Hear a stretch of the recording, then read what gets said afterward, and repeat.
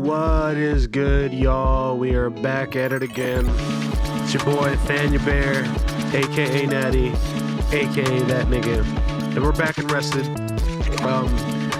We ended off last week's stream relatively, I won't say sad, but, just tired. To be honest, sleep schedule's been kind of crazy the past couple of weeks, but been kind of working with it, to be honest. I just kind of listen to my body, try not to do too much extra against my body. Also, too, because today we're going to be doing our weekly recap and precap, which we normally do it on Sundays. These days, I find myself doing it on Tuesdays. One, not just because of my sleep schedule, but also because Sunday was really like a catch-up day. Because normally Saturday is like my Sabbath, my rest day, but ironically, on my Sabbath and my rest day, I use that to like hang out and link up with people and get to know, just socialize, if you will. So didn't really rest so much then. So Sunday ends up being that kind of by proxy. But I think this week is going to be somewhat of like a catalyst switching week, and not in the sense of like, oh, so much shit's going to change. Not so much, but rather that what I was supposed to really do like last week and the week prior, I feel this week is actually when a lot of that's going to get done. And we'll kind of go over what that looks like as we go over kind of like the week recap and precap notes. But in general, ever since me and my coach and homie and brother, Johnny, shout out to Johnny Castle, ever since we kind of just locked in and he's been really helping me kind of just organize a lot of the stuff I've already been doing, I'm really starting to notice just how much work I've done, building this thing over the past, since 2023 in terms of really intentionally, going towards a specific visual aesthetic and goal and really locking that in last year with, a brand book, which, for those who don't know, I have a Nathaniel Bear brand book. If you ever wanted to work with me or collaborate with me, I have sort of a general guideline, if you will, for you to be aware of just kind of what I do and how I go about it. I don't have an EPK just yet, but to be fair, as far as EPK goes, I can have a pretty simple one now, but I would rather do more of this. I really want to genuinely make a traditional EPK probably around Q3, Q4 this year, because so much music that I've helped work on is going to come out in the summertime, but on top of that, the music I've been working on, and some of which I've been holding on for some years now, is going to be coming out. Not to say that it sort of matters whether or not it comes out for me to do the electronic press kit per se, but why I'm holding off on that is because I want whatever that initially does and whatever that looks like and whatever that presentation is to be a part of the presentation that I brand myself around, because that's the stuff I take pride in. That's the stuff I think that's awesome and dope. Not to say that the music I work on I don't think is dope. In fact, these days more so and more, even though I do pick up professional work, I try to be happy and proud of whatever professional work I pick up. And it's, there's nuance to that, but overall, it's just a good shift in vibes and in things. And I think now more so too, me narrowing my focus specifically on music and gaming, which is really not to say that I've totally disregarded art and education. In fact, I still regard them just as much now than I have even in the past, but in respect to them and taking the right steps towards doing all those things I want to do really well, it requires hyper-focus on less things. And to be honest, it really requires me to be so niche where it's people only know me for this thing, even though I'm don't limit me to this, but it's kind of the nature of stuff. People niche down, get their audience, build their audience, and then after they build their audience, they go do whatever the thing is they want to do. And let that be a test for y'all as well. Don't think that you're watching this or consuming whatever content I make that's purely for my benefit. The benefit I would like for my brand to be is you looking at my story, you looking at my live, you engaging with me on live. I want there to be a return on investment for you. If there's no return on investment for you outside of just simple enjoyment and entertainment, don't get me wrong, that is valuable in a human's life, but I also think you can get much more than just pure entertainment, or at least my goal is to give you so much more than pure entertainment. And heck, if I'm not giving you entertainment, I hope I'm giving you something, or else at this point you're just wasting your time watching my content. And please, this is probably the worst marketing advice I could do for myself, but don't waste your time consuming my content if it doesn't do anything for you. Why are you even doing that? I don't even think anybody does, but if for whatever reason you find yourself there, hey, you might be depressed, you might be going through something. talk to somebody, get some help. Nevertheless, we're going to do a week precap and recap today. And on top of that, we're actually going to do another exercise, or rather, not exercise, but it's not even really a worksheet. It's more of like a couple of ideas that I'm going to be working on as far as like lead magnet tools, as far as giving... I guess I should rather explain what a lead magnet is for some people that may not know. A lead magnet is essentially something that you use to attract people and generate a lead. So it's a lead magnet. And what is a lead? A lead can be, an email, some data point, some piece of information that you can follow through on to create what's called a sale. And if you don't know what a sale is, look up how to sell. Just Google how to sell. Or Grant Cardone. That's all. Or Alex Hormozy. Actually, don't do Grant Cardone. Alex Hormozy. Why I say don't do Grant Cardone, do Alex Hormozy? Both are extremely successful, both to teach you something. Alex Hormozy's way of presenting sales is more akin to the people I learned sales from, and or more targeted to benefit you if you just take the information for what it is and don't get emotional about how it's presented. Because sales is the most valuable skill, I think, in almost, as far as cross-disciplinary goes, I think the sales mindset or skill set is the most crucial, because it's kind of like intertwined with human psychology and just understanding communications on a very, I would say, maybe practical level, to like enact something or influence something as opposed to just know how people think just to know. So, very applicable. So all that to say, we're going to do a little bit of that. We're going to look at some lead magnet ideas that we could potentially do. We're obviously going to just adjust and make it make sense based off of kind of what we niche down to, which our niche down audience right now is sort of like this chaotic, funny, chaotic, humorous, creative, if you will, because I am very chaotic. I embrace that. I don't particularly like order for a variety of reasons, but I also know the value of order, and at times the, not permanence, but I'm trying to find an accurate word, but order has this prevailing nature to it in existence, because when I look out and look at the world, I initially see chaos.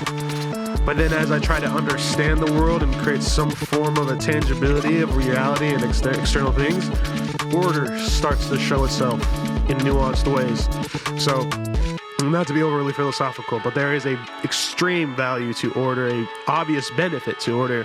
But naturally, by who I am and just kind of how I go about things, I'm incredibly chaotic. Which is good or bad in a variety of ways. We're not going to address any of that, but as a part of a branding part and who we are, we're creative, and an aspect of creativity is creating order out of chaos, or maybe even creating chaos within structures of order that pre-exist to create something new. So I think it's very well tied with who I am and the kind of things I enjoy. So yeah, we're going to figure out lead magnet tools on that. I have one YouTube video that we're going to be reacting to. I know, one. Which one can it be? Spoiler alert, it's One Piece. Because there was no One Piece chapter last week, and man, honestly, that probably where our lack of energy was. We're like, we just came back from a studio session, made some fun music, and then, what was expecting a One Piece chapter couldn't find it. I hate being that nerd that like, no One Piece this week, man, it made me feel bad, but it made me feel bad, so it just is what it is. We love One Piece. It's a great story, phenomenal art, unique art, fun characters, great plot lines, fun battles, good payoffs, sometimes. We get on Oda-fir's lack of using death, but he values death as a mechanic, and he doesn't like killing off his character, so, we can argue he values death as a mechanic because we've had some fake out deaths, good and bad, so, which, a little foreshadowing to the YouTube video. But yeah, that's the order of what we got, and then after we react to the YouTube video, we're going to cook up a little bit. I just got to cook up more. I haven't really made music outside of projects in a while and for like sync briefs, so it's going to be exciting. My goal right now is just to we'll see if we can crank out like a guitar idea and then a synth idea. I feel like that's just a good workflow in general. See if we can make something with guitar and then just use ripcord and make some fun synth concepts. I try not to think heavily about genres these days, even though me not thinking heavily about genres I end up going back to the main genres I do, which is like a weird blend of dark alternate R&B, and then either some like math rocky J-rock vibes or like a neo-folk concept that's like super folky, but it doesn't sound as, I won't say simple because folk can get pretty complex, but it doesn't sound like folk, but you can tell this dude is listening to folk music to some degree. Because I just enjoy that kind of stuff, like that very acoustic guitar-y kind of shit. So, with that being said, let's go into our week precap, or rather recap from last week's stuff. All right, here we go. And also too, I'm gonna leave the background music on, but just so y'all are wondering, it's my single, Hand Over My Heart. You're hearing the instrumental version. This is actually one of the older versions, to be honest. I want to say there's even another newer version than this version, and the tempo might even be wrong. I think it's 131, but nevertheless, this is what y'all been hearing.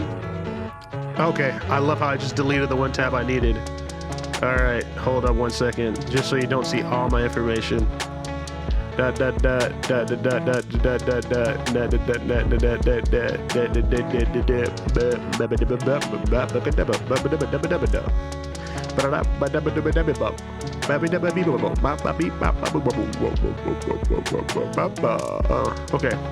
there we go. Also too, before I forget, please, if you are watching this off of the second channel, or for whatever reason my main channel, because I made this into a YouTube video, please follow the Twitch. Follow our Twitch. Our goal is 30, with no arbitrary end date. To my knowledge, I don't think I put an end date. I just wanted to hit 30 and see how long it took to hit 30, which right now it's taking us about 4 or 5 months to hit 30, which interesting timeline. But if we can hit 30, the next goal is going to be 50. So right now, we've got 7 more. We're 76, 73 something % on the way there. Please, if you're watching this and you have not followed my Twitch, whether you're on Instagram, YouTube, I don't know, anywhere else you're seeing this, please go over, follow the Twitch. So simple, so easy, so effortless, and does so much. So please go ahead and do that. All right, let's go into this. So we have week of April 27. I'm going to slightly decrease the volume just a little bit. Cool. All right. So week goals, we knocked out all of our meeting stuff. I think the only one we didn't do was go to the Larry G concert, which, irregardless, I think they had a great time. I do need to, I want to say, what was it? He has been either recovering or preparing to get into a surgery for his liver, I want to say. Liver? I have to double check, but I know he's been going through some health stuff. So I'm just glad he's still able to do music and kind of share that moment with people and friends. Let's see here. Creative goals for the week. We knocked out our loops, of course. We didn't really work on Fluffy so much. We worked more on playing God and the thump exercises. Oh, and then let's see. I think we're still on Etude 4 for Manuel Gardner. So this week, to be honest, I think this is the week we crush Etude 4 and have it actually learned, because we can play Etude 4 pretty confidently, but we don't know it. So when it comes to the parts we don't know, we got to go look at the tabs and do all that kind of back and forth. These aren't that crazy to learn. I should learn them, because I think the crazy stuff is whenever I get to Etude 6 and after, I think. So Etude 1 through 3, we have relatively under our fingers pretty well. Not clean yet, but under our fingers. So this week, instead of focusing on the thump exercises, although those are very fun and exciting, I feel once we knock out these 10 Etudes by Manuel, honestly, we don't even need to finish the thump stuff, but I feel like once we get done with the 10 Etudes, that's when I can really go, at least for me, this is I'm telling this to y'all as if there's like a limit, but it's more so just a goal for myself. Once I can perform all 10 of those etudes from that exercise book by Manuel, I think that's really when I'm going to go into guitar content heavy and not just do freestyles, but actual like songs that are just instrumentally guitar with, you know, beats and no vocals, even though this current song I'm listening to right now has a vocal version. But I feel like that's when I'll really dive into my guitar bag more so, which that could honestly be within the next like 3-4 months if I just like lock in on it. Heck, even a month if I really only did that, but I'm not only going to do that. So nevertheless, we put in some work on it just to clean them up. Have not touched finishing vocal tracking or getting the master done track or mastering Iconic with the new vocals, which I need to do because this is holding back like 4 other songs that can be coming out right now. Let's see, mix 4 songs this week, which this is a long-term goal, but this is like a long-term goal, but I'm having that there for the sake of you know, constantly reminding myself. And then let's see, workshop ideas. I didn't get to do that, but I did do Johnny's homework. We're gonna get to this in the next batch, but it's just from last week. Okay, so check it out. On art, I didn't really accomplish any of the art goals at all, which has kind of been common because I've not really been locking on them as much, but I still put it on our docket. This week, I'm going to intentionally get these gesture drawings done because what I found is if I leave the house, like let's say I'm not in the studio, but I'm at the crib, like today, and I am going to work on art. I found just literally leaving the crib and going to the coffee shop literally down the street. When by I mean down the street, I quite literally mean down the street, which is only like a 2-minute drive, 1-minute drive, not that far away from me at all. Going just to the coffee shop, you know, being nice, getting like 1 cup of Joe, something cheap, and then just sitting there for like an hour or 2 and just drawing, I found is the way to get myself to do it. Because being at home, even though I can, too comfortable here. I can work from home, I can stream from home, I can like make music from home and lock in with the clientele work if I ever needed to from home. But when it comes to drawing, not as easy. At least when I'm trying to do lockdown work for drawing, like freaking locking in type shit. You know, if we're not making content, difficult. So I think the hack for this is going to be to leave the area consistency and make a coffee shop kind of like the place to go to do this. And then once I'm there, I already know I have to do this here because this is why I came here. And then that kind of convinces my mind to do so. So I think this week is the week we're actually going to really start knocking down these 3 times a week gesture drawings. And the goal is 60 1-minute gesture drawings. That's it. 60 1-minute gesture drawings. And there's some websites I have that'll help me do that, but that's the goal. Really locking that down, doing that 3 times a week. I feel we can start doing that consistently 3 times a week starting this week.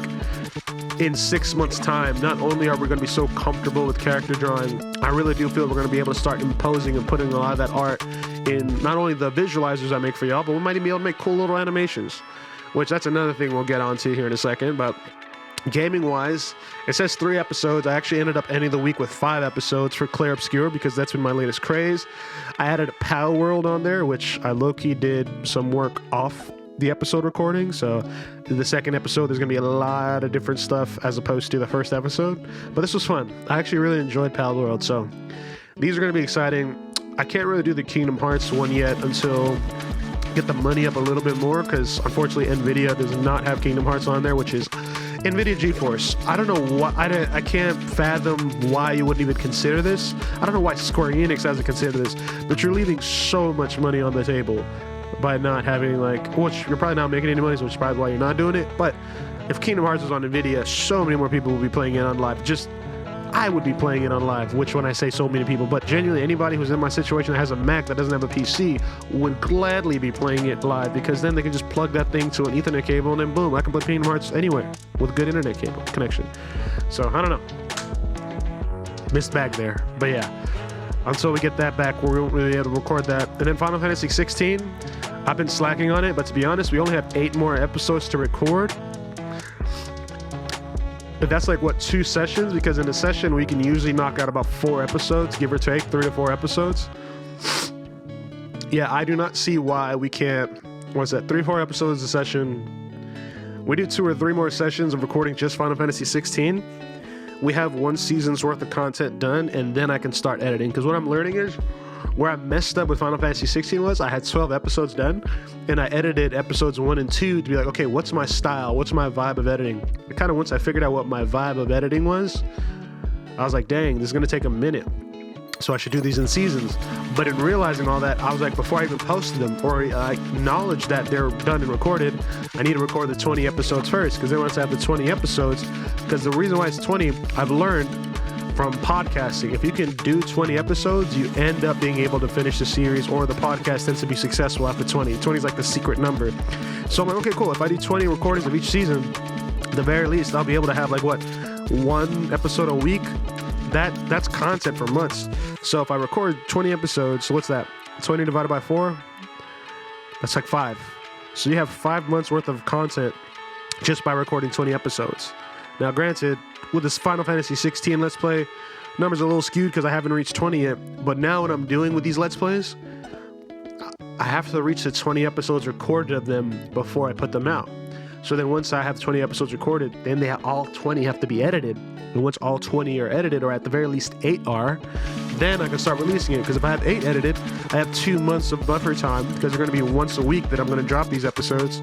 And then over time, the more series I do and the more I can get into a rhythm of recording these many episodes, I'll be able to keep them coming out. And some of y'all are like, why are you even doing Let's Plays in the first place? Aren't you a musician? Aren't you an artist? Shouldn't you be working on your craft? Yes, yes, yes, yes, and yes to all those. But I enjoy gaming so much, and it's such a part of why I enjoy music, because these days, as I listen to music, I don't go out and search for music anymore. One, because it's just tedious and annoying. For whatever reason, I've just gotten burnt out on just enjoying music in that way. There's probably some darkness there that needs to be addressed. I'm pretty confident. We'll deal with that whenever we get a therapy session. But what I do like, though, is whenever I find music, and usually whenever I do find music, it's because I'm playing a video game and it's used in the marketing of said video game, or in the content of a gamer that has that song playing as they're doing whatever miscellaneous game, and or it's attached to some visual experience, the music specifically. So while my art skills are developing to where I can provide that visual experience, I find gaming a nice way to not just express who I am as a person to y'all, show my personality to y'all in a way that's reasonable and not too invasive. But on top of that, it's one of the experiences that I can grow my musical talents into that has more value than just the music itself, because the music industry seems to be just hell-bent on devaluing music so much. I don't get why. Anyway, I'm not going to get on that rant, because to some it won't even matter. But gaming is such a huge part of who I am and what I care about and what I like. So that's why we're incorporating these Let's Plays, and that's why I'm putting in so much time to put these episodes in. And also, too, the skill set of editing, the skill set of being able to record and understanding the audio side of this stuff and doing it well. I think that's very important in building the type of brand I want to, and to get the type of work I want to get. So all of this has a long-term net positive thing. But as of last week, I think I knocked out Claire, Obscure, and Pal World. This week, I'm going to definitely work on adding probably 4 more episodes to Claire Obscure, and we're finally start recording again on Final Fantasy 16. Now, to be honest, I have no clue where we left off on Final Fantasy 16, so if anything, I'll probably watch the last episode just to kind of get a vibe, but yeah. Now, as far as streaming, we only streamed Marvel Rivals to my knowledge. Actually, I don't even know if we streamed Marvel Rivals. I feel like I maybe recorded a Marvel Rivals Ranked Gauntlet, but I don't know if we streamed it. So this week, there should be a new One Piece chapter from what I'm seeing on the community. Fortnite, we'll get into Fortnite whenever Val's on, or whenever whenever we're not doing stuff and he's on it. Monster Hunter Wilds, I'm actually holding off on Monster Hunter Wilds simply because it's more fun with friends, one. And I want to build a community of y'all so we can play Monster Hunter Wilds together. But then on top of that, I kind of want a PC or slightly better setup really before doing Monster Hunter Wilds. So even though that's one of the games we're going to be streaming, we probably won't be streaming it for a while until I figure out a new setup situation for that. Let's see what else. And then yeah, Marvel Rivals. This week we're definitely going to stream Marvel Rivals because it's just a feel-good game for me, to be honest with you. And even though Claire Obscure has been such a fun experience, we definitely still got to tap back in with Marvel Rivals, so for sure. And then we haven't really moved the needle forward with the education stuff for Greenhouse Media Group, but there will be a lot of moving that forward soon once we get the content stuff for Thania Bear, which, like I said, we're going to get to that here in a second. So now this week, what we got? All right. So this week of May 4th, we have this Wednesday and Friday, we're going to be working on the Household live set, which for those who, actually I should put the Household. And it should all be lowercase as well, but nevertheless. Which I don't know why it's doing that. Like, my thing is just having issues loading. Anyway, so Wednesday and Friday, which is tomorrow and the day tomorrow and Friday, we'll be working on the Household live set. And then also on Wednesday, in between stuff, like around 6:30, I'll get on a call with Aaron and Johnny, which that's just going to be like a correlation call. Nothing in particular I can really say or talk about, but there's just going to be kind of like a meet up and just talk about what we do, updates on our progress on different projects we all have. And then let's see, Friday, 9 p.m., we have our first our first official Infinity Club show at Loadout, actually, which Loadout is over in Fort Worth off of St. Louis Ave, right behind Tulips, the best venue in Fort Worth. I stand on that. Could care less what anyone says about that. I believe it strong-heartedly and full-heartedly. So the owner, Jason, so gracious enough to get us 2 dates. So yeah, this Friday, which is May 9th, we got a show there at 9 p.m. It's going to be all dance music. Infinity Club, come through. We got Spaceman and Eternos, the one and only Eternos, DJing the night. Please come out and have some fun. And then also to the next day after that, May 10th, I'll be putting up on Vaughn, which is dope artist out of here in Dallas, Texas. There's going to be a lot of other creatives there as well at this show. But this upcoming Saturday, May 10th, at the Texas Tea Room, I'll be going out there to support the Brody. And in general, just to see what type of vibes out there. I do not plan to be social. I do not plan to network. But if I see niggas I'm cool with or niggas that I fuck with, I'll obviously say hi and, be cordial. Because why wouldn't I? But I definitely want to go out just to support the Brody. Like, Vaughn is one of those artists where I'm like, the moment I heard his stuff, I think the first thing I heard from him was his record Lost Man. Yeah, I think it was Lost Man. And just ever since then, I'm just like, yeah, whatever this guy creates, it's amazing. Him and Nino So Supreme as well. Although, Nino, I haven't heard or seen some of his stuff in a while, but both of them are very big on the visual integration with their music, which to me is huge, because if you're just a musician caring only about the music and not how the visual branding or appeal of it is, I'm not saying you're limited in any way, shape, or form, but what I will imply is you are leaving a lot on the table for what you would consider your own creativity. Now, granted, some just aren't gifted that way. That's fine. But try and find someone who is, because that adds a world. You're creating a world. You're creating somewhere that people can congregate and find some level of comfort and or enjoyment, entertainment, education, whatever the case may be. Like, you're building something, and that's huge. So, yeah, I'm excited for that. That's May 10th, this Saturday. And that's kind of really all on the... I mean, there's more things that I'm pretty sure I'm not putting on here, but as far as what I'm going to just focus on and have on my mental radar, that's what we got on the docket for this upcoming week. And so now we go down to the creative goals, which we're familiar with on the music side. I won't belabor y'all with it because we already know this is like our weekly upkeep. Sometimes we get all of it done, sometimes we get some of it done, but we get most of it done, and that's the goal. Today we're probably going to crank out 2 of these ideas. So yeah, I think we're going to focus more on guitar loops, so both might actually end up being guitar loops, but that's going to be a thing. Let's see, finish tracking vocals for Hand Over My Heart, Shelf Life, Mind Stems for Cowboy, and Master Iconic. I am going to try to make this my goal out of this section, just this, because these guys are going to take some time, but I know I can knock this boy out the park. Let's see, mix 4 songs this week, 4K a month goal, 300 per mix. These are my financial goals in terms of like how many mixes and masters I want to be doing, which working on 24 tracks a week, roughly almost 100 records a month. That's really the goal, because this is 4,000 a month just doing this, but this is also 4,000 a month just doing this. And if I can do both of this, I'm doing 8,000 a month.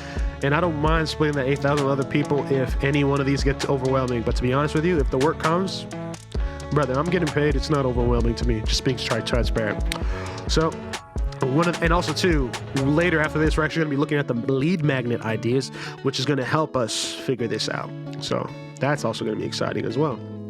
So we got workshop ideas for new Brandon Say's idea, which I really do need to look at that. And then finish lead magnet ideas worksheet, which we're literally going to do right after this. Now, Fannyberry brand. Okay. I'm debating on clipping this upcoming section into a reel just to like be an explanation for kind of what we do like what I do with this brand, because really the only people focusing on this brand is me. I have 3 other people I like kind of talk with about this brand, but more or less outside of just what I generally share with everybody, this is kind of like my content strategy and focus for Thania Bear.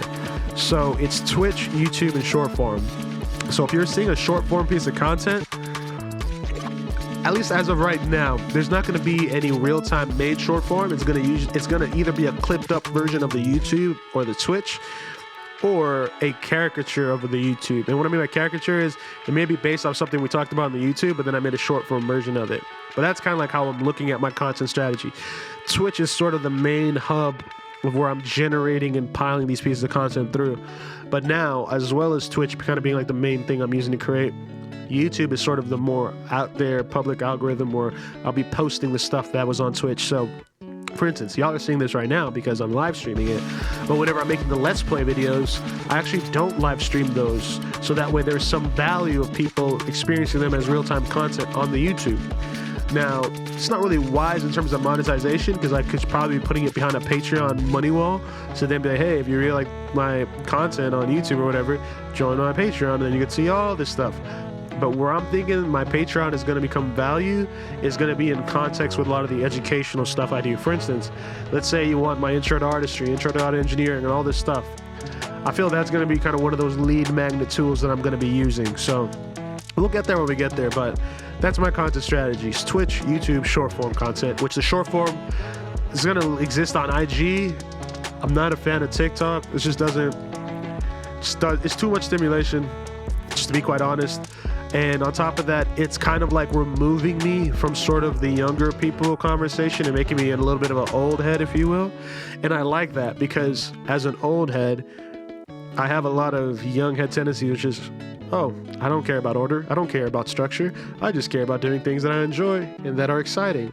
And if that's where people are, awesome. At least I know that's where people are. So if I'm not reaching a certain amount of people, just go to the platform where people are and then natively reinterpret my content to fit that space. But in terms of my mental bandwidth and what I'm already on, Twitch, YouTube, short form, i.e. Instagram. That's it. But even then, I'm pretty confident a lot of people are going to get, bored of mainstream media at a point. So, or at least not mainstream media, the Meta and like all these bigger social platforms. And there might be another one that comes up in a couple of years. Or these guys may end up being the meccas of whatever this stuff is. I don't know. I'm not going to try to think too hard about it. But what I am going to say is I know that IG is just where I live. It makes the most sense to me. It's part of my routine. So how I'm building the brand will be through Twitch, YouTube, and IG. Which is what it is. So yeah, the types of content y'all can expect from me though is talking head videos, which that's going to be storytelling, just me getting used to writing scripts and sharing who I am a bit more, maybe creatively rather, because like the scripts themselves, like if I really wanted to, I could just read them off into this camera and just be like, hey, this is the YouTube video, it's just a talking head with varying zoom ins with the occasional title card of switching the topic and then moving forward, right? So I can do that, but we'll see what that turns out to be.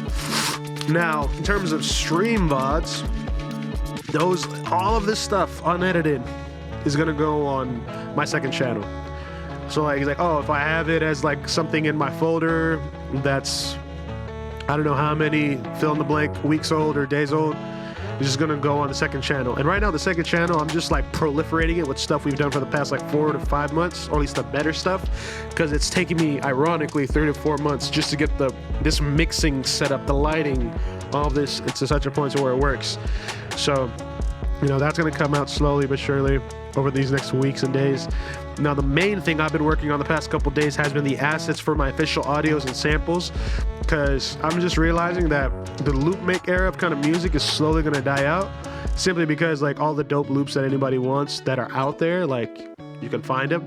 Now, there are going to be loops and stuff that I don't want to share with people, but to be honest with you, I'm not at a point where I'm that known or that well, maybe that gifted to a degree, but definitely not that well known. So I'm going to be putting out all the things I create, the loops, samples I create, and people are like, yo, dude, I want to work with you, want to lock in. I'm like, do you have a budget? And they'll be like, I don't know, like, trip over their words. And I'm like, cool. If you don't have a budget, go on my YouTube. I put all my official audios and samples. If you want the actual file, just go to the description and download it. But otherwise, go on there, listen. If you find something you like and you think is dope that you want to collaborate on, do something to it. Send it to my email. If it's fire, we can lock in a session. If it's not fire, you'll just have to pay for my services, and that's totally okay. Kind of messed up, but I feel that's the best way I can just like cut off a lot of the let's collab and let's work. I still think I'm going to deal with it because certain people just don't care. They're just going to say that because they just are just not in that. They're not in a give mindset, more in a take mindset. But I want to be both thinking on a give and a take, which my take would be money. Give me money so I can survive. But then also my give would be information, entertainment, product. So 3 to 1, not too bad. So yeah, that's going to be a thing on the main channel. The reactions and my live reactions are actually going to go on my second channel, mainly just because I feel the second channel should have a certain like curated piece of content that's not just VODs being randomly posted on there. So for instance, this reaction we're about to do to this YouTube video, I'm going to clip it up super quick, nothing crazy. If I have a moment on there, I have a moment on there, fun, but I'll at least have 1 or 2 shorts for it, and it'll be one video, and it'll be like the one produced video that I put on that channel. Now, I'm still going to kind of build my way towards figuring out what that looks like, but overall, it's just me right now. Granted, me and Jupiter, shout out to Jupiter, but right now it's really just me, and then as me and him kind of start getting to the content more, we'll figure out what that looks like. But for the second channel, it's very simple. We're just putting up VODs and reactions. And then the educational content, that's going to go on the main channel. The Let's Play content, that's already on the main channel. You're going to see that. And music videos, whenever I have them, will also go on the main channel as well. So, pretty excited about all that. And even then, music videos might also go on the Greenhouse YouTube as well. But at the very least, they'll go on the main channel. So yeah, that's just the Daniel Bear content strategy in general, just so y'all know. And like I said, for the art stuff, we're really going to try and use the coffee shop method because it seemed to work for me this past week. So, not too much on art. This week on gaming, my goal is to add 4 more episodes on Final Fantasy 16 and at least 4 more episodes on Claire Obscure. We can do it. Feel confident that we can do it, and I know we can do it, so we're going to do it. And then streaming live this week. These are the 4 options we have to stream live, so we'll see what ends up happening this week. Pretty confident we'll get a One Piece reaction and a Marvel Rivals video, but that's kind of really all we have really for that. And then for Greenhouse, this is kind of not on the back burner, but we got a couple things that I'm doing on the back end, namely some Excel sheets and Elite sheets that I'm generating. So if anything, what I will do is finish GMG Network Excel sheet. Main priority.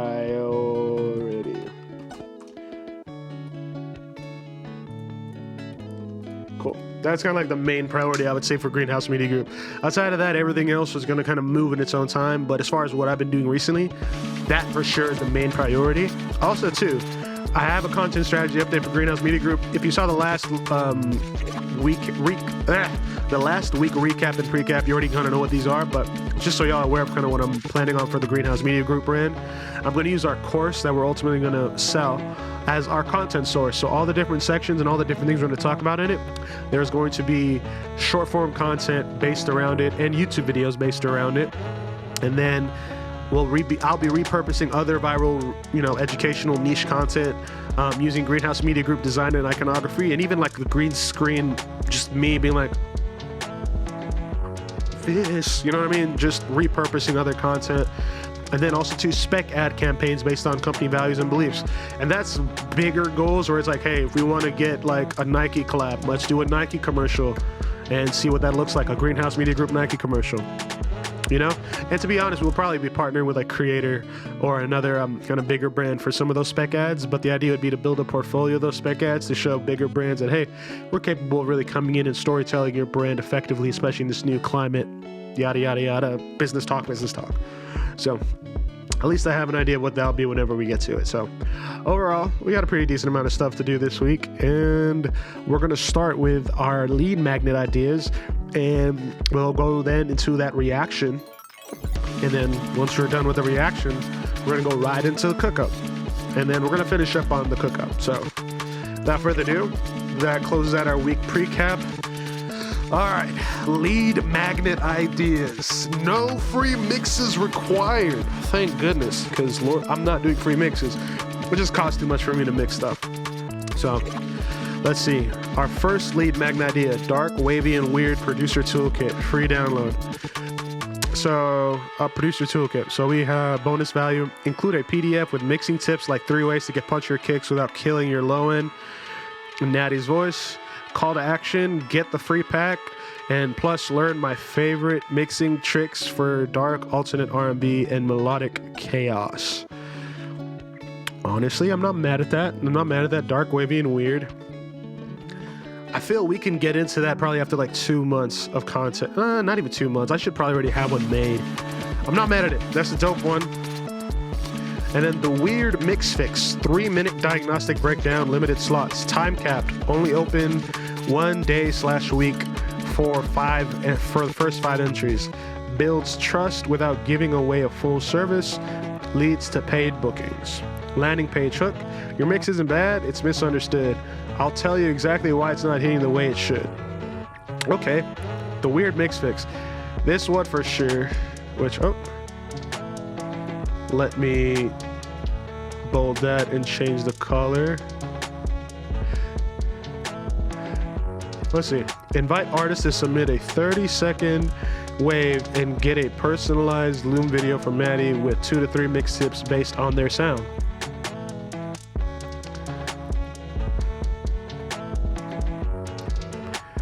Honestly, I like this. And it would be a landing page situation, so okay.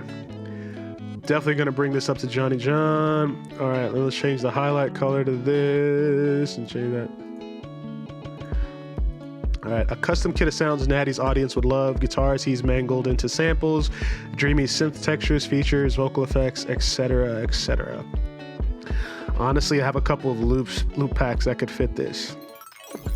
I currently have some on my Gumroad that are costing, but if I pair this with my intro to artistry, intro to audio engineering, and intro into what's it called? Production. I'm not mad at this. Not mad at this at all, actually. Okay. This actually had a decent idea. Let's see. Make this sound better series. Content funnel. Invite DMs or email opt-ins to submit songs. Run it weekly, 60 to 90 seconds per clip. Okay. Let's see here. Start a TikToks or short series where Natty reacts to user submitted tracks and shows what he tweak, vocal clarity, spacing, energy.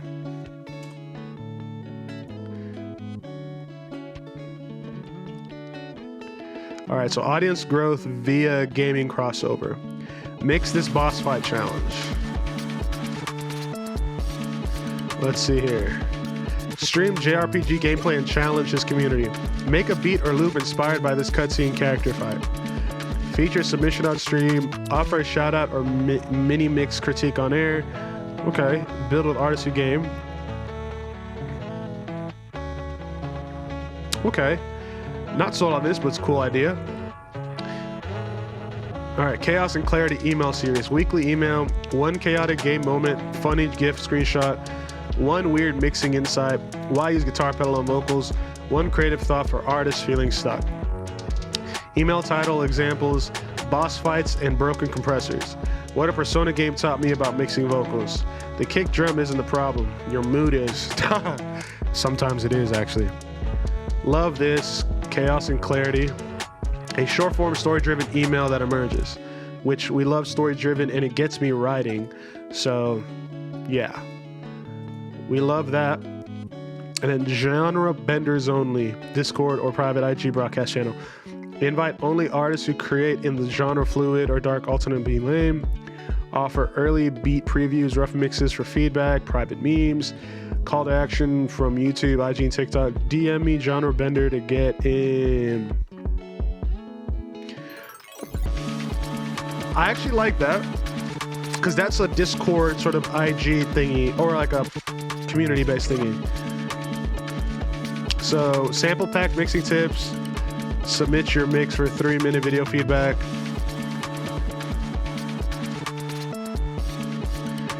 Yeah. Honestly, he already did the work for me, because really, the JRPG sample pack, I don't know if it would be a JRPG sample pack, but it would be sort of like a Thanya Bear sample pack and mixing tips, and it would be all the samples and stuff I've made previously, along with literally the PDFs and assets I've made previously as well. And let's see, submit your mix for 3-minute video feedback. I like that, because that'll be a specific geared thing for the people that submitted, and then based off of who submits into it, which I'd probably have a Google form for that. Yeah, we can go crazy with that. And then if they give me permission, I'll put their feedback on my YouTube channel as like advertisement. So there's that. Then access to Chaos and Clarity Artist Club, Discord, email drip. Yeah. Yeah, no, I dig that. I dig that quite a bit. I honestly think those 3 are more than enough, because the sample pack mixing tip, that's something that I can use for like the more people are trying to collaborate. Like I said, I'm putting my stuff free on my page, but also too the stuff I've made in the past that I thought was dope and interesting. I'm going to be putting that in a product that gets me emails, and people's information is going to be extremely valuable. So either I'm doing that from the YouTube video, or I'm doing that from them wanting to get that pack. And the pack I can advertise in the YouTube video by making separate little videos that I can inject within my own videos as advertisement until I get sponsorships. So that's pretty dope. And then submit your mix video feedback. I mean, it's simple as, hey, if you just genuinely need a professional opinion and you don't have anyone to talk to me. I am pretty decent in terms of production and mixing and mastering, and I can help you kind of figure out what your goals are and what you need to get done. At the very least, I can give you context, especially if you know where you're going. Because I promise you, most of you artists, holy damn, most of the clients that I've ended up picking up or trying to work with or end up getting paid for working with, none of y'all niggas really know what you want to do, which is why your artistry will ultimately not go anywhere. You have no certainty, you have no direction, you have no vision, you have no idea of what it is you want to impact, who you're trying to talk to, and what that means to you. And because of that, when you go to a mixing engineer or producer or whatever session, you're like, oh, I just want this vibe, or I want this, You're really just fishing for someone else's talent to fill in the gaps that you chose not to put in work in, which is fine for some, but not good for most. So I really do think that in and of itself would be something valuable. So that way, if you pay for studio time in a studio session, or a producer's time, or an engineer's time, you don't waste yours and theirs. So yeah, I do think that's actually something that's going to be dope. And access to Chaos Clarity.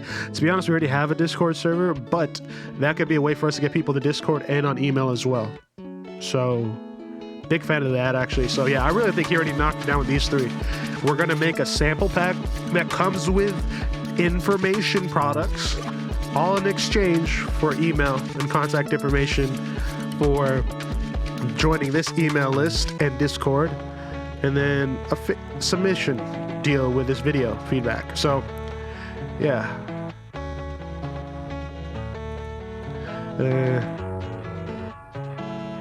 call to action across platforms. Link in my bio to unlock my free toolkit for artists who don't fit the mold. Yeah, I'm with it.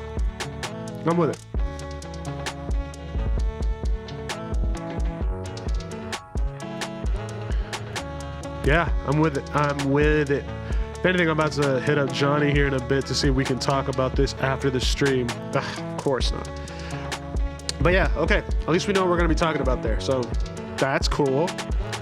All right, we're going to mute this guy now. Once again, be on the lookout for this single. This will be my first solo single whenever I drop solo. But in the meantime, there's 5 other songs from my band that's currently on hiatus because we're trying to figure out this life thing. But we do have 5 songs from when we were active and busy. So those will be coming out more than likely before this guy. But once this guy starts, the original music train is just going to keep on going. So stay tuned for that. Now, we will be reacting to Mr. Morge's video of why Blackbeard might free Kaido and Big Mom soon. All right, really quick, before we even get into the video, My thoughts on bringing Big Mom and Kaido back. I would not be surprised if Oda does this.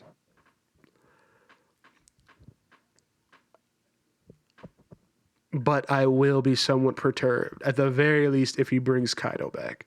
Big Mom.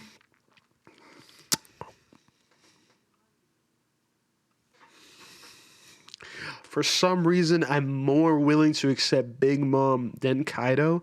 But here's the thing. If he were to bring one back, if not both, Kaido would make more sense because there seems to be more with his backstory, if you will. I don't know. There seems to be more to him as a character that Oda can really bring back.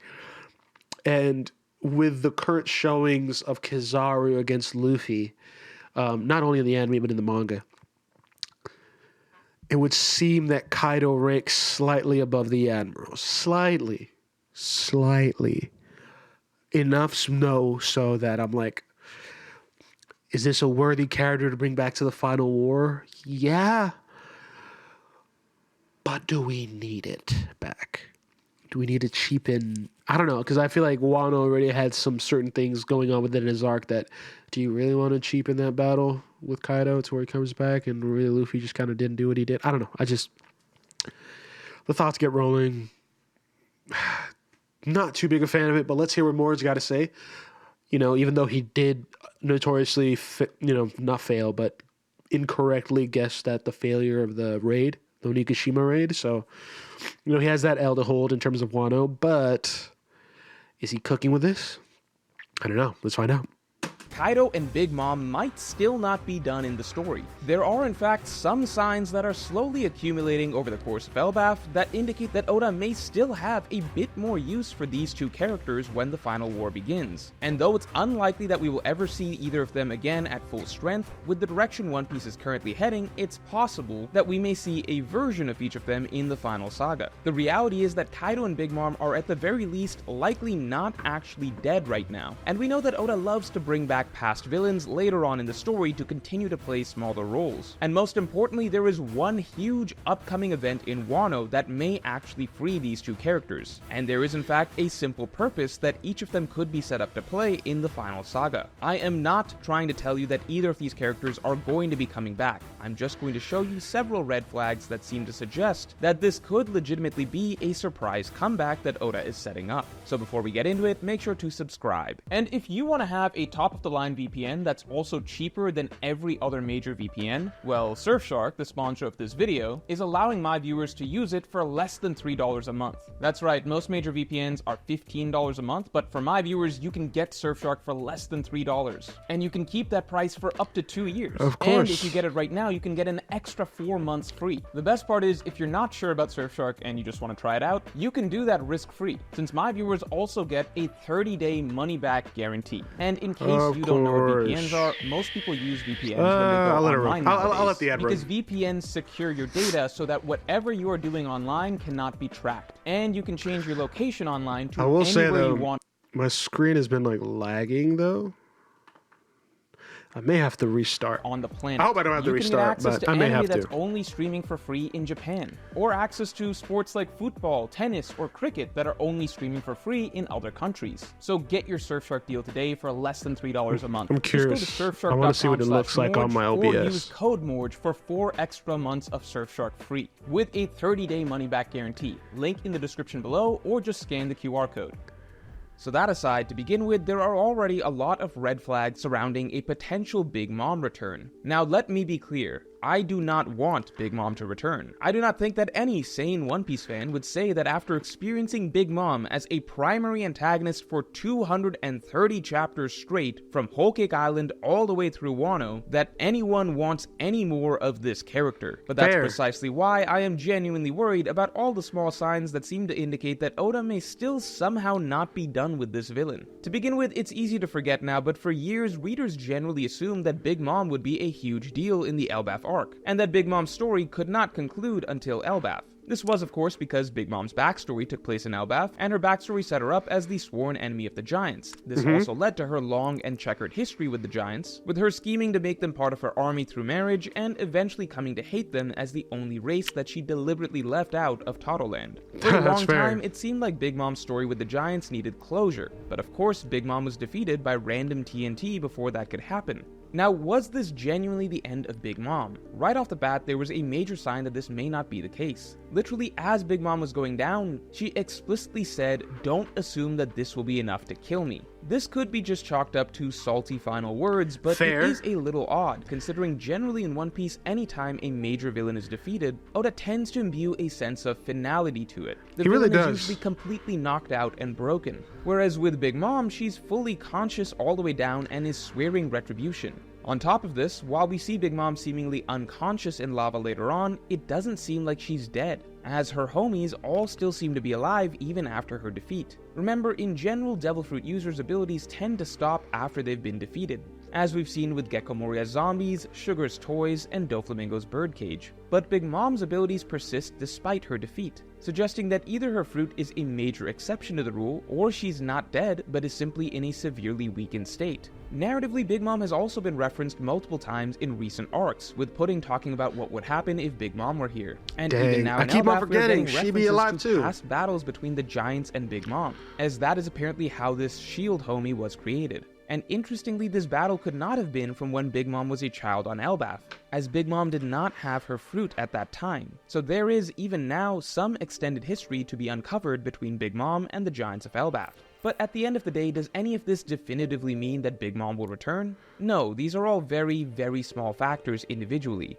However, one thing that has become more and more common in One Piece is Oda bringing past defeated villains back into the story, and generally speaking, the more significant the villain is, the more likely it seems that they will be brought back. We saw this, of course, with Crocodile, who became a major player in the Impel Down and Marineford storyline, and who then went on to become a major independent force in the New World, and who has finally taken center stage again as the mastermind behind Cross Guild. We saw this with Lucci, who is now active in the New World as CP0, popping up again in Dressrosa, the Reverie, and most notably even getting to be a major arc villain again in Egghead Island, getting rematches against Luffy and Zoro. Buggy has of course continued to play a gigantic role in the story ever since Impel Down, and even Moria seems to have returned with an ongoing plotline, having apparently actually escaped Hachinosu. Now these are all pre-timeskip villains, but we've also seen that even post-timeskip villains from past arcs have started to be brought back into the plot.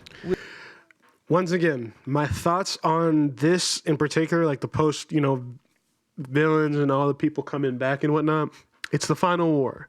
There is going to be a final war that Oda has, that he's scheming, that he's slowly putting the puzzle piece together, which is why I think he's also been using the cover page a lot for Yamato, just because I think an underdeveloped character, and I think he knows that as well to some degree, which is why he's using the cover pages to kind of add more context to her story and kind of give her Odin moment of like going through all of Wano and having the exploration and all that, because it's kind of like what Odin did, but then also to finding a way for her to become to our own character somehow.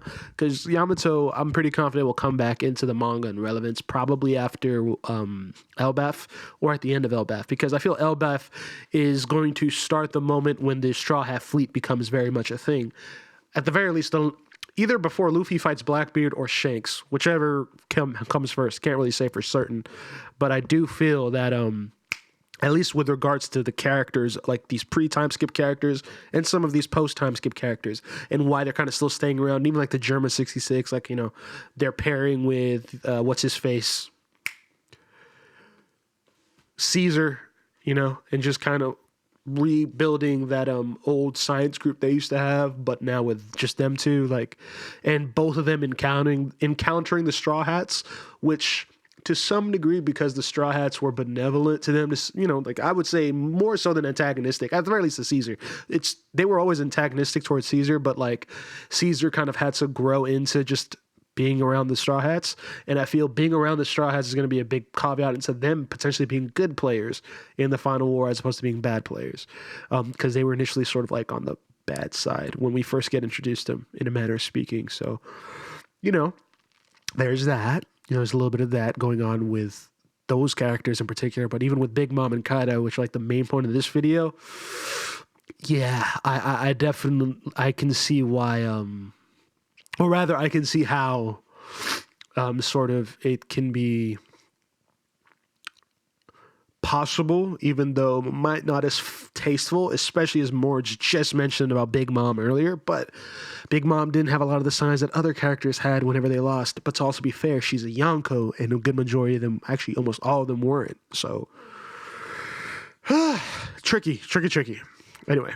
With Caesar and Judge now forming Neomads and getting their new plotline. So with Big Mom's final words promising her return, with so many references to Big Mom in recent arcs, with the fact that Big Mom's story always seemed to have connections to Elbaf that never really became relevant, and the fact that Oda doesn't seem to have killed her off, and Oda tends to find new plotlines to bring back past major villains, honestly there is a genuinely decent possibility that Oda is still not done with Big Mom, and that she may be making her return one way or the other. Okay. But so far I've been talking about Big Mom and not Kaido. Why do I believe it's possible that both could make their return? Well, to begin with, Kaido and Big Mom were always presented as duo villains for so long that I believe it's more likely that both are released as a pair rather than just Big Mom. Okay. Especially considering Big Mom is nowhere near as popular of a character as Kaido. On top of that, even though Kaido was defeated much more emphatically than Big Mom, and Kaido sustained significantly more damage over the course of the without a doubt battle, more damage. Ultimately, Kaido is a Zoan, which means he also should have significantly better recovery than Big Mom. It's also unlikely that Kaido actually died, as Oda never has Luffy kill villains, as all right, we're going to read this just because I feel this is a worthy component to the discussion, because I want to say this was from, like, one of the SBSs. How come Luffy never kills his enemies, right? ... This is Oda-sensei. Wise man. That's a very good question. Why doesn't Luffy kill his enemies? Because in that era, everyone uses their lives to fight for their dreams. For any enemy, when their dream has been shattered, it is the same as losing a fight and as painful as death. Okay, let's read that again. Why doesn't Luffy kill his enemies? Because in that era, and we're calling this the pirate era, or like the golden pirate age, if you will, era, just for the sake of keeping it in context. At least that's what I believe he's alluding to. Luffy's era, right?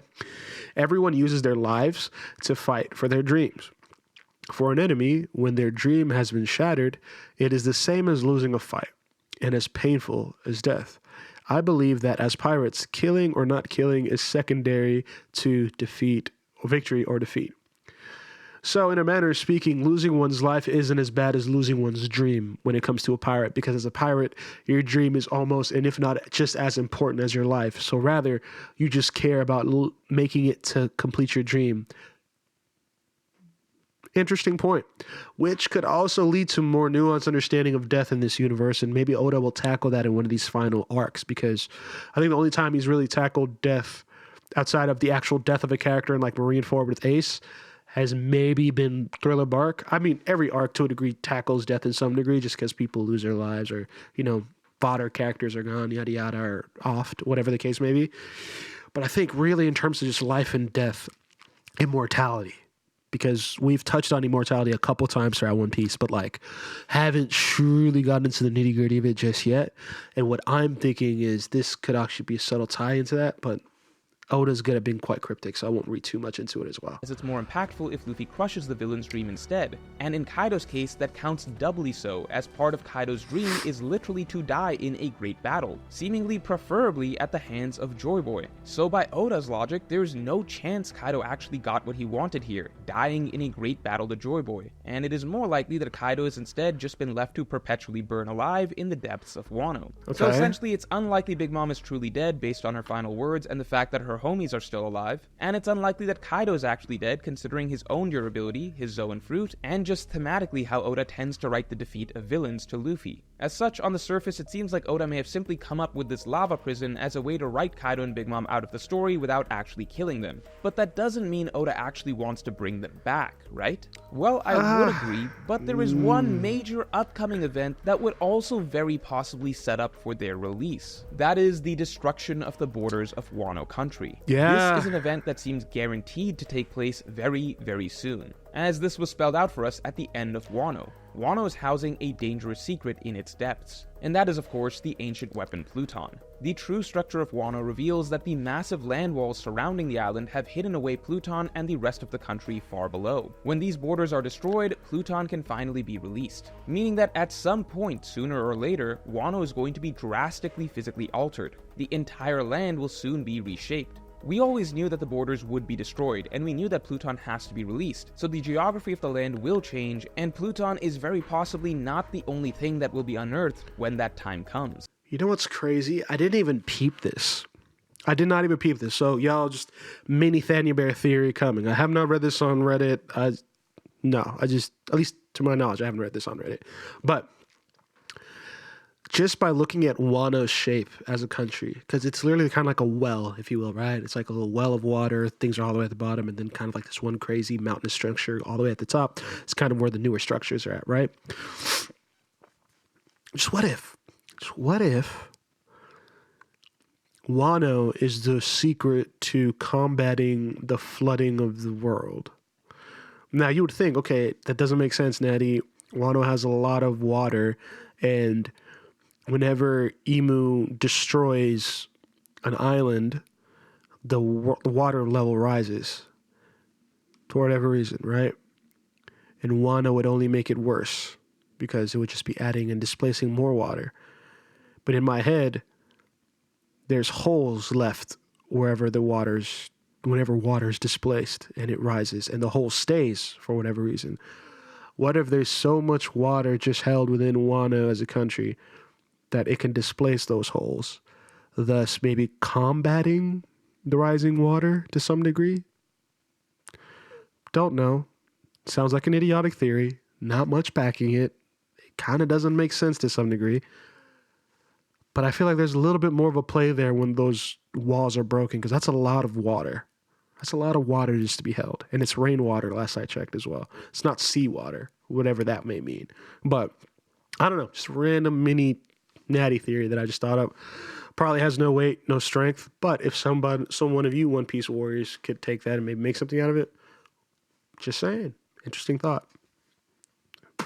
There are two Yonko who are also buried in Wano's depths, and who are both very likely alive, just waiting to be released back into the world, much like the ancient weapon. This is especially possible considering how Pluton is likely to be released. See, I've explained in multiple videos in the past why it is very, very likely that Blackbeard is the character who will ultimately break the borders of Wano and seize Pluton for himself. While you can click on these videos after this for a far more detailed explanation, the simple fact is that Oda wrote an extremely extensive plotline for Caribou spanning 500 chapters just to get the information of the ancient weapons, specifically to Blackbeard. Oda has made it clear that Blackbeard was interested in this information, and Oda has set up Pluton's location so that literally Blackbeard, and only Blackbeard, can unleash it from the Wano depths. Pluton is buried under the sea, surrounded by giant walls of land. Oda literally gave Blackbeard the fruit that is designed to destroy large masses of land. Blackbeard has the literal earthquake fruit, the one fruit that makes it so that he, and he alone, can roll up to Wano and break down the barriers that have been set up. And keep in mind, there is literally no reason Blackbeard wouldn't do this the moment that he hears about Pluton's location. Because remember, Blackbeard literally led a raid on Amazon Lily just for Boa Hancock's fruit. And Boa Hancock's fruit is nowhere near as valuable as the ancient weapon of mass destruction that could make Blackbeard the ruler of the world. There is a very clear upcoming series of events. Blackbeard will hear about Pluton's whereabouts, Blackbeard will roll up to Wano to take the ancient weapon, Blackbeard will unleash his earthquake ability to tear down the borders of Wano and release Pluton out into the world, exactly as we were told will happen. And in the process of Blackbeard rocking Wano with an onslaught of earthquakes, this also seems like it could easily set up for Kaido and Big Mom's release. Right now, they are both buried under the earth. Earthquakes would be the perfect mechanism to break them out. As Blackbeard racks Wano with earthquakes, the land underneath Wano could easily crack and split open as the two Yonko, now somewhat recovered a few weeks after their defeat, emerge back to the surface. Or the earthquakes could trigger a volcanic eruption that could launch the two Yonko out as well. Now, if these two Yonko were released, I am definitely not saying that they will reform their old crews and return to the story as emperors. If they were to be released, then the three options I see are either them becoming individual wildcards that will have to be dealt with in the final war, or potentially having their damaged bodies captured by either the world government or Neomads to be turned into weapons. Or finally, the possibility of even being recruited directly by Blackbeard as an ally. If we look at Blackbeard's predecessor, Rox, he assembled a crew composed of extraordinarily powerful individual pirates. And Kaido and Big Mom were of course two of the most notable names on the original Rox crew. Considering Blackbeard is following in Rox's footsteps, is it possible that he releases the two Yonko, who are likely in a weakened state, and negotiates to bring them into an alliance with him? We already know Blackbeard is comfortable recruiting characters who are his equals, as we've seen with Aokiji, as Blackbeard is likely cunning enough to already be planning ahead on how to deal with them later. But first we have a huge announcement. The end is here. The World of One Piece travel poster collection is finally at its conclusion. And so for the grand finale, we are opening up all the previous islands from the World Tour back for you this month so you can complete your collection, along with the final batch of islands you can get for your walls: Baratier, Arlong Park, Logetown, and Windmill Village. And for this grand finale, this month you can even pick any 4 posters you like from the entire collection and get all 4 of them for 50% off. If you're trying to catch up to the entire travel poster collection and there are just too many to choose from, you can even get the complete World of One Piece bundle and pick and choose 15 travel posters to get them at an even bigger discount. With this, the entire story of One Piece is complete. All the major islands we've seen throughout the story are available this month with major discounted bundles, so make sure to get your travel posters today. Heck yeah. But regardless of what allegiance Kaido and Big Mom end up with post-release, the bigger question you may have is why? What exactly would be the point of Oda bringing back Kaido and Big Mom at this point? Well, at the end of the day, the very reason I'm talking about this possibility is for one very simple speculative reason. There is currently a very large faction of potential Final War allies for the Straw Hats who are not going to have anyone to fight. This may sound silly, but Oda is setting up a gigantic Final War, and we know that Oda ultimately likes to have as many of his protagonists as possible get their own fights. We've seen this in recent major battles. The Dressrosa arc concluded with not just the Straw Hats getting fights, but practically all of the Straw Hats' new allies got their own matchups in the big finale. Similarly, we saw this on a larger scale in Wano. It wasn't just the Straw Hats getting matchups, there were countless other allied characters at Onigashima, and so we saw everyone getting their fair share of the action. Kid and Law got to fight Big Mom, Marco got his own fight against King and Queen, Inuarashi vs Jack, Nekomamushi vs Perospero, Kiku vs Kanjuro, even Raizo vs Fukurokuju, and Izo vs CP0. When Oda sets up these large-scale battle scenarios with huge allied forces of protagonists, he does try to make sure that there are enough fights to go around. Now, when looking at the potential big final war with all the upcoming final battles, if we were to quickly separate out protagonists and antagonists, then between the main villain groups, the Blackbeard Pirates and the Celestial Dragons, there should be enough matchups to go around for the primary protagonists: the Straw Hats, the Revolutionaries, maybe even the red-haired pirates, especially if we imagine a chunk of Marines may still be antagonists. Fair, even Vice Admirals. Admirals. Between all the key players is a far more elaborate video that I'll be breaking down in the future. Looking at the rest of the Straw Hat allies, there is a large chunk of strong characters who are actually somewhat difficult to place. For example, look at the entire nation of Wano, with Yamato and all the mighty samurai. We already know Momonosuke will be a big deal in the final war, so the nation of Wano will be involved. And Yamato is even seemingly forming her own crew on top of that out of the remnants of the Beast Pirates. It does seem so. Really building up Wano to have a huge faction of strong warriors. And it also seems that Yamato's crew is going to have a good amount of ancient giant blood residing members, because it seems that Ulti and Pepe have ancient giant blood. Those do not seem to be fake, and so does Yamato's don't seem to be fake, so just pointing that out. In the final war. And then what about these other groups who may become allies in the end, such as Katakuri and the remnants of the Big Mom Pirates? What about Marco, Boa Hancock, and so on? All of these stray characters. Well, my thought is that if Oda is hypothetically going to try to get these characters in on the action as well in the final war, well, most of these characters listed don't make sense for defeating the core Blackbeard Pirate members, as those fights likely belong to the Straw Hats. And most of these characters don't really make sense as fighting core Celestial Dragon villains like the Gorosei either. So in this case, I think it's interesting to speculate on the possibility that Oda may look to bring back some past villains into the fray as side bosses for some of these side characters. For instance, could we see the Wano Samurai, this time time led by Yamato and a stronger Momonosuke get a rematch, this time against a weakened Kaido. Remember, Yamato is now making her own crew out of the remnants of the Beast Pirates officers, so the Wano faction is actually becoming even stronger. It is difficult to imagine who Yamato, Momonosuke, the Scabbards, and the former Beast Pirates would be fighting in the final war. But at the same time, they are a significant enough force that it's hard to imagine them not playing a role, so who really makes sense for them to face? I think a returned Kaido is an easy team effort option that Oda could write that would occupy all of these characters, and would actually carry narrative significance for them. And for the Big Mom Pirates, one of the most notable hanging threads for Katakuri in particular was that he always hoped that Big Mom would one day be defeated, as at the end of the day, the Charlotte family all lived in terror of their mother. If Katakuri is now going to take the reins of the Charlotte family and become their leader in the final arc, could it be possible that his final step forward would be leading the abused children to defeat their returned enraged mother? As such, maybe we see a parallel scenario of Yamato leading the Wano samurai and the remnants of the Beast Pirates against her father, the revived Kaido, while simultaneously seeing Katakuri leading the Big Mom Pirates remnants against their mother, a revived Big Mom. I think this scenario could give a clear purpose to the two largest potential Straw Hat ally factions in the final war, and would make for a pretty unobtrusive way for Oda to bring back Kaido and Big Mom without having them steal the spotlight from the primary villains of the final war too much, instead using Kaido and Big Mom as side bosses for some of the more significant allied forces of the Straw Hats. So if you think Kaido and Big Mom could legitimately come back, let me know in the comments below, and if you enjoyed this video then definitely like and subscribe. And if you want to hear my extended thoughts on how this could even lead to Kaido's Zoan Awakening, then you can listen to my podcast that just dropped by either becoming a member or by supporting me on Patreon, link in the description below. And make sure to get your Surfshark deal today for less than $3 a month. Just go to surfshark.com/Morge or use code Morge for 4 extra months of Surfshark free with a 30-day money-back guarantee. Link in the description below, or just scan the QR code. Cute. All in all, yeah, I can't. As a One Piece fan, I really can't shake the feeling, the just what, out of lack of a better terminology, just the dread of Kaido and Big Mom coming back.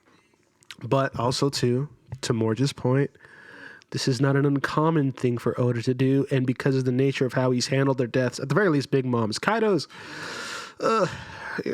tough, but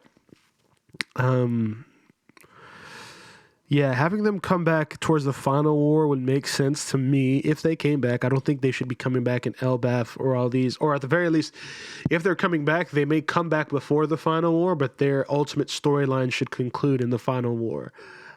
If they live past that, like let's say for instance, Big Mom has a redemption arc to where she reconciles with her kids and changes her ways.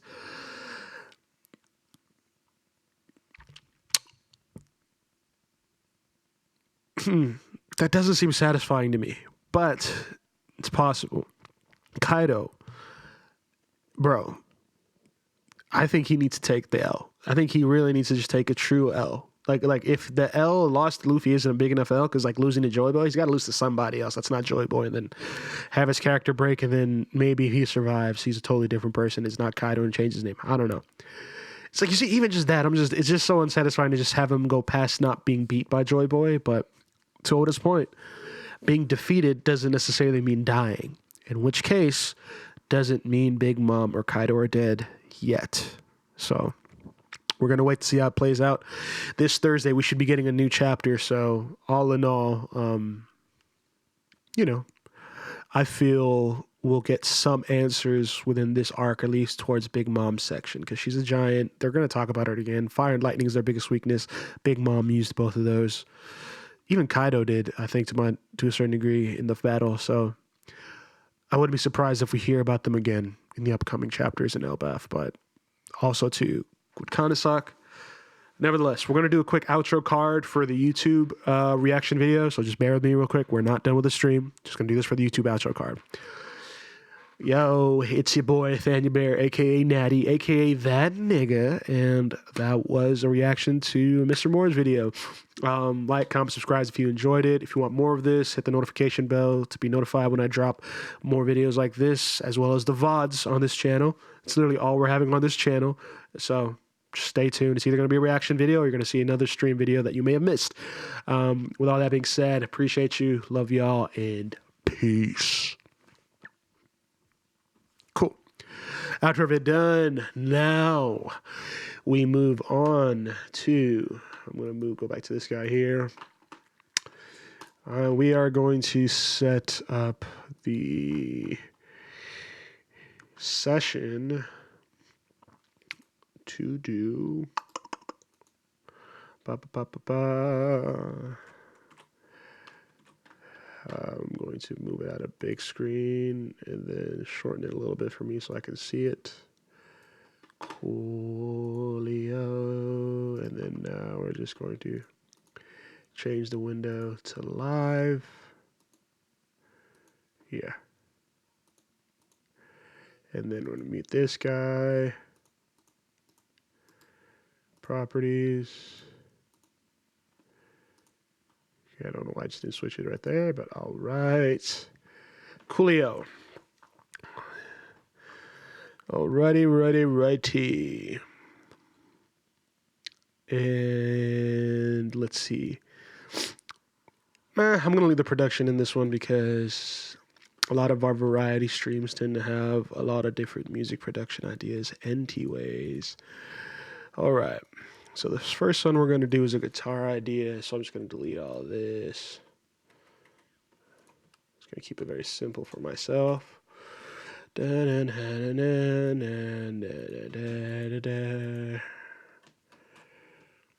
we're going to put this to external headphones. Going to get the UAD for the audio.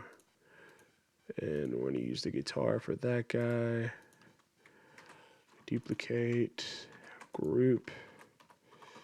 Guitar. I'm just going to copy this just in case I'll probably have to delete it later anyway. Okay. We're going to start with like 116. And let's connect this guy.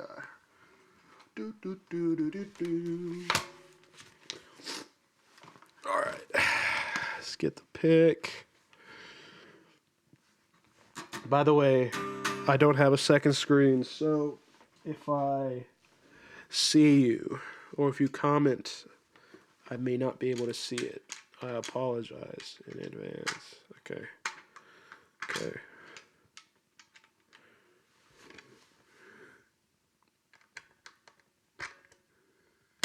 There we go. Okay. Put that on the second knob.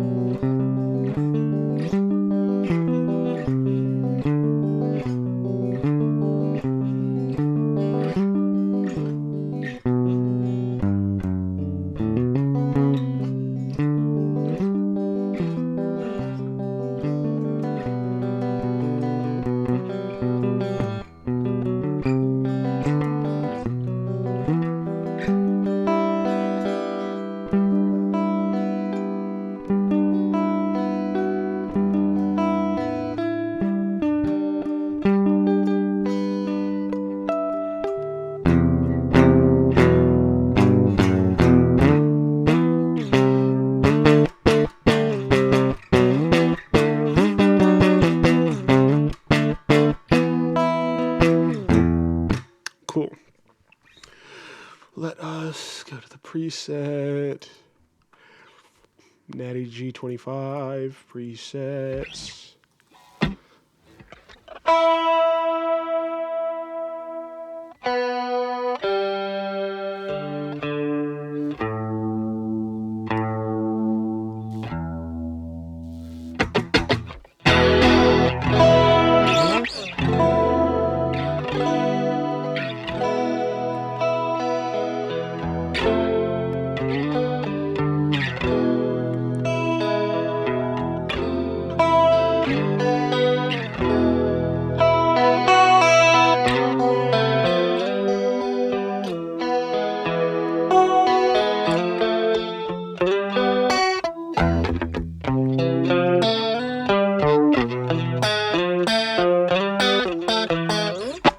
Honestly, I kind of going to record like let's see. I just got some sample packs recently for drums. It's called the Next Chapter Drum Pack. Let's see, we got some midis in here. Got some midis, we got some kicks, we got some hi-hats, and we have some percussion. Let's see, we got some 808s. And it is the Next Chapter kit. All right, let's see. Let us just get like, I always like doing stuff to like a trap bounce. So we're just gonna make like, you know, a quick, super basic trap bounce. Da da da da da da da da, Nickelodeon. Let's see here. Da da da. Which remember, y'all, I cannot see chat. So if you are typing in chat, I cannot see it at the current moment. But I will try to be weary of y'all. So I'm gonna do that. So at the very least I can see if there's any motion. Okay, cool. Let's see.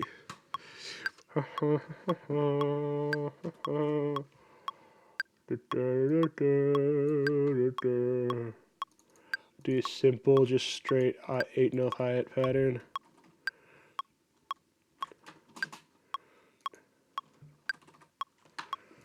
And then let's see. Next chapter hats. I'm gonna drag and drop.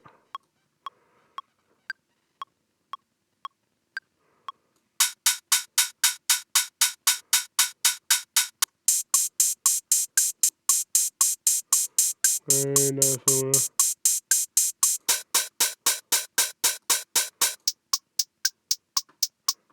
Oh, cool. 5 is pretty solid.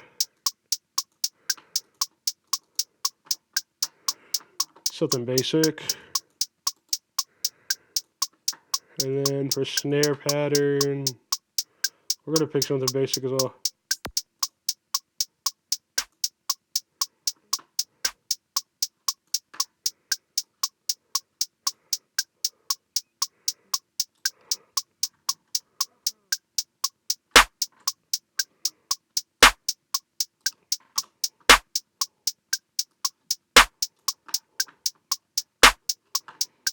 Once again, super basic rhythm.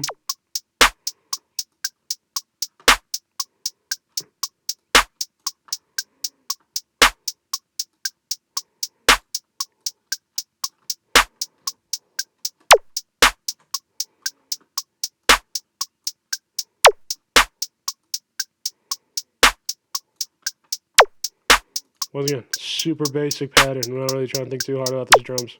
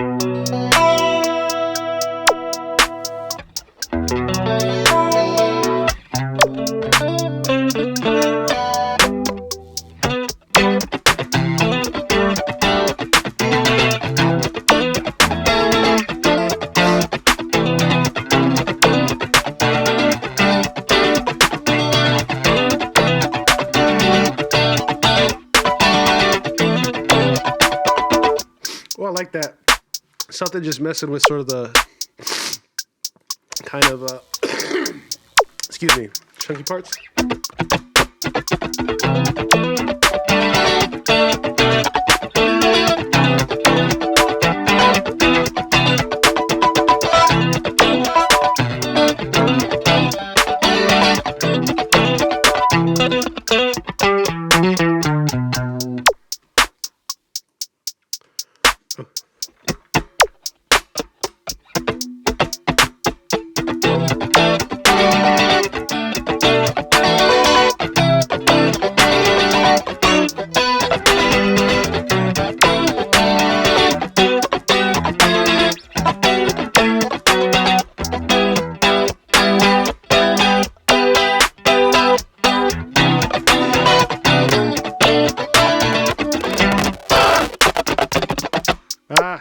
Don't slow on me now, boy.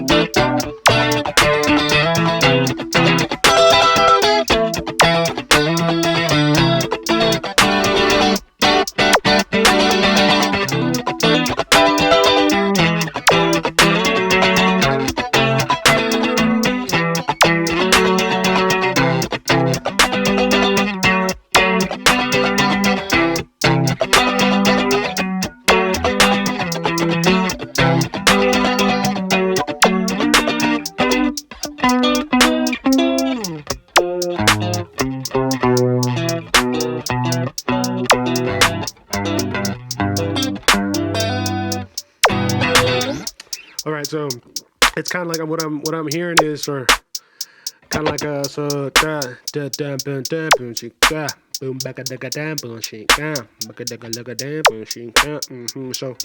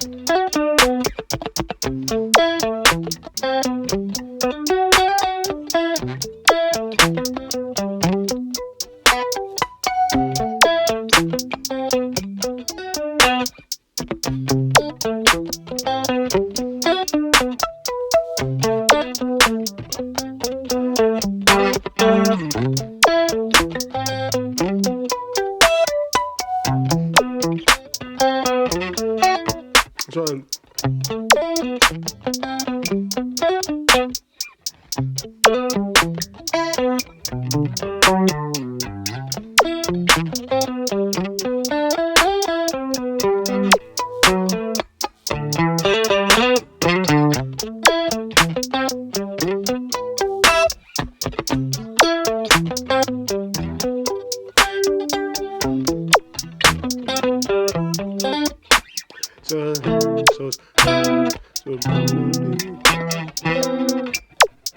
it's more like.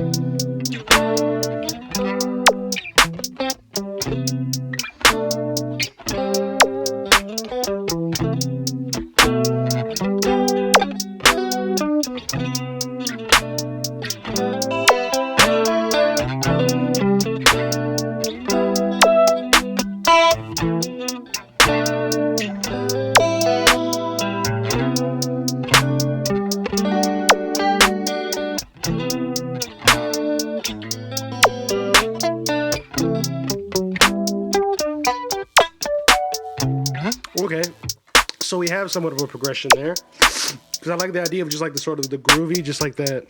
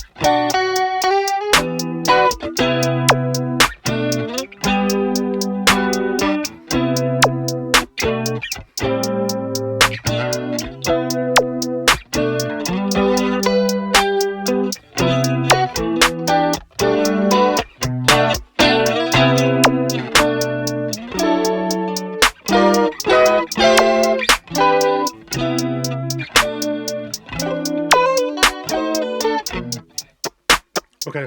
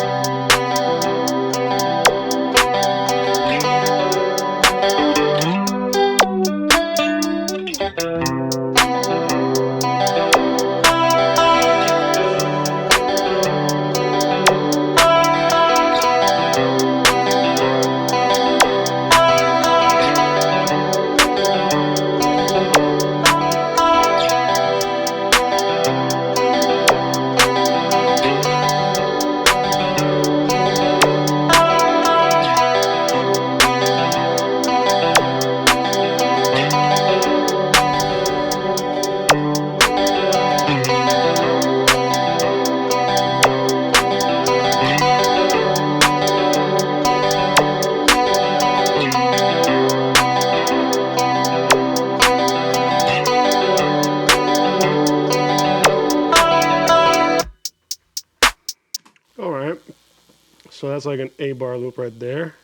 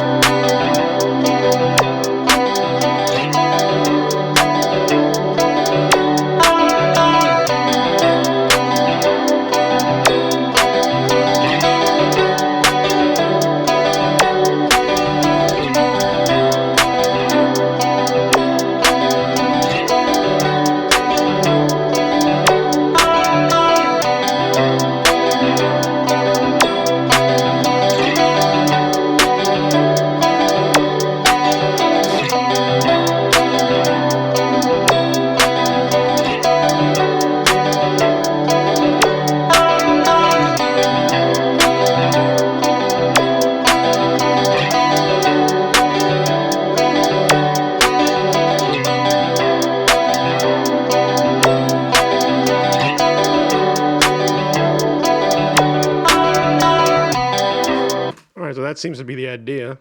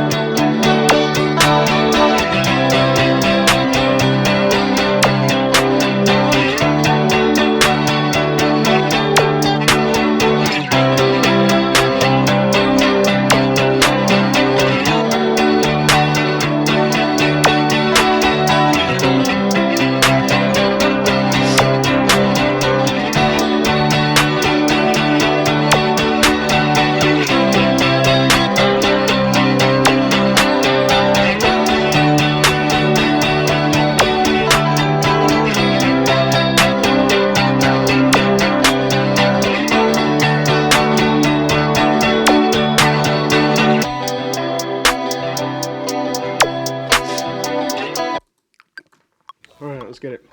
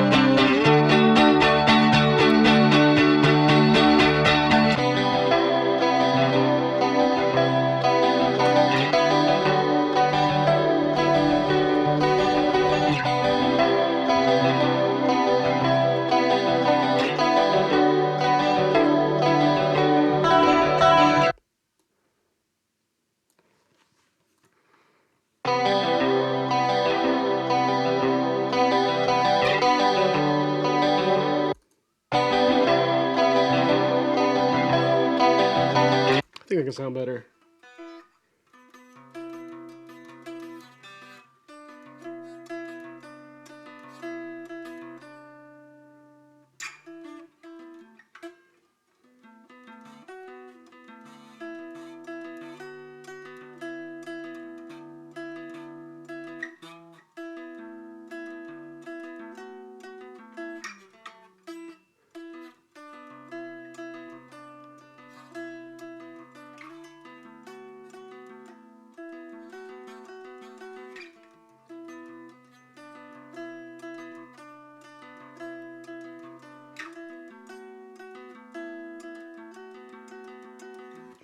Honestly, that should be it. So I'm going to redo that part.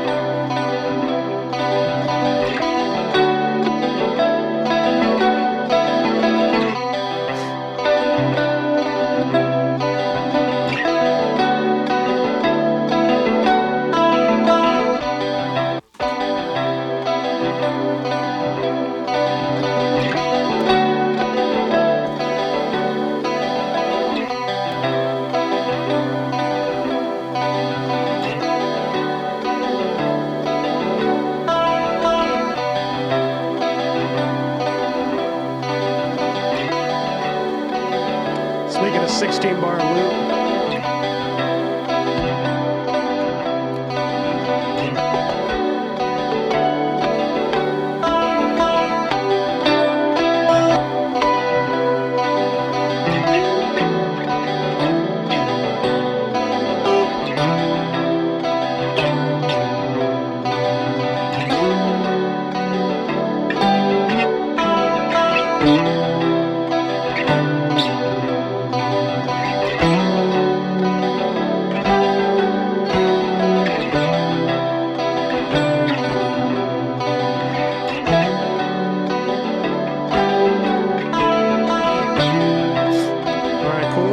Some effects on that guy.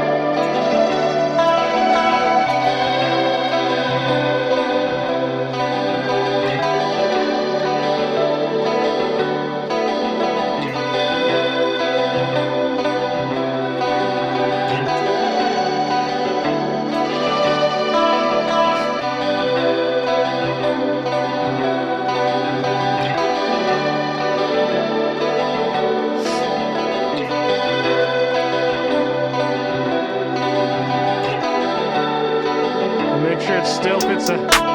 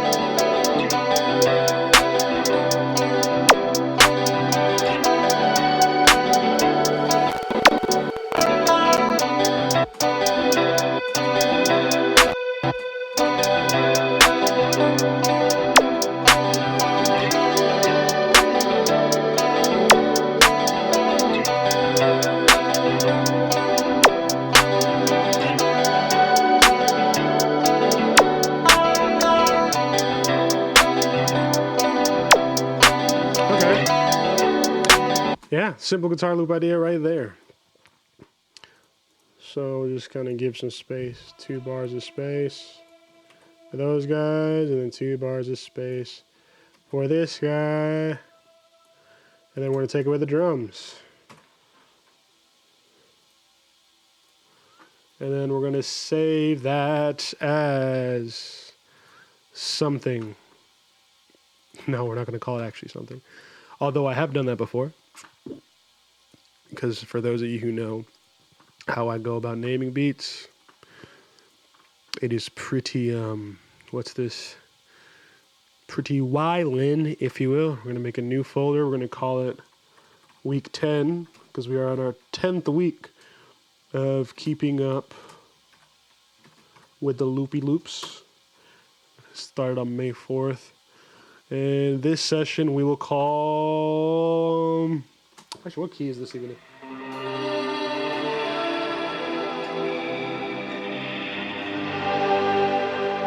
Key of G. Key of G.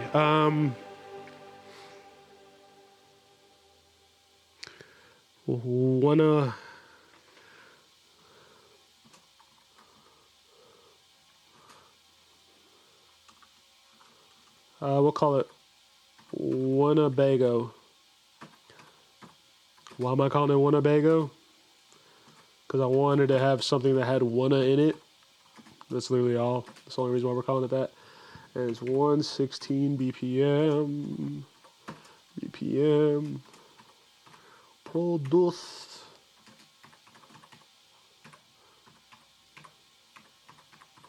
by Nathaniel Bear.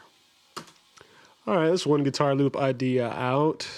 Let's go for a second one. And I'm also going to turn the AC on so y'all may hear that little noise in the background. That's the AC. Don't mind it. Don't pay too much mind. Alright, so that's one loop out of the way. The next one can be a synth loop. But instead of being a synth loop, why not we... Ba ba ba ba ba ba ba da ba booty. Let's make another guitar one, but this time we're going to make a guitar one where we resample the guitar as opposed to just making like an idea that's performed, you know? So we're going to make the guitar idea and then we're going to resample it and then do something else with it. We're not going to do a drum. I'm not going to do a drum pattern on this one though. Okay, there you go. Our instrument, we're going to Natty G25. Alright, and then we're going to put a MIDI here for later for resampling. I'll just put another audio here just in case I need it. Let's see, we're going to do a faster one. We're going to do like 142. Maybe something pop punky. So we're actually going to open up an Addictive Drums 2 kit. Just going to find just a random pre-made guitar thing already. Let's see.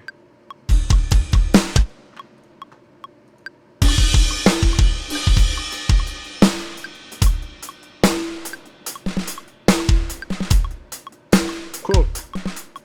Seems pop punk enough.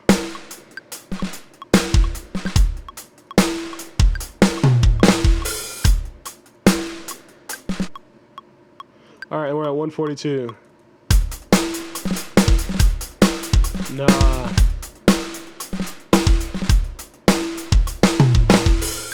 $98. Nah.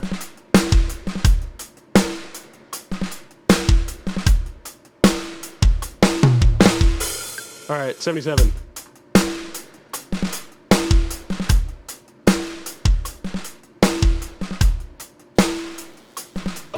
Okay.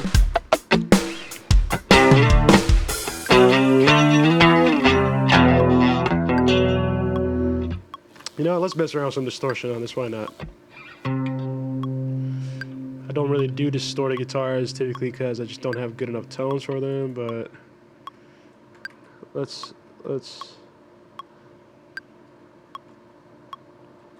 see what we can pull off.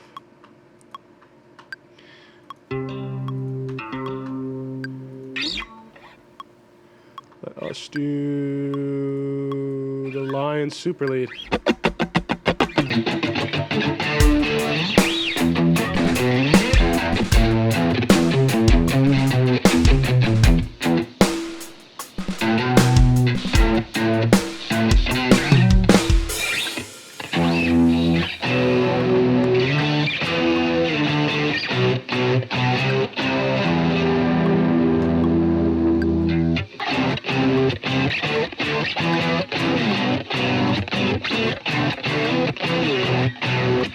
Alright. Some pretty nasty game there.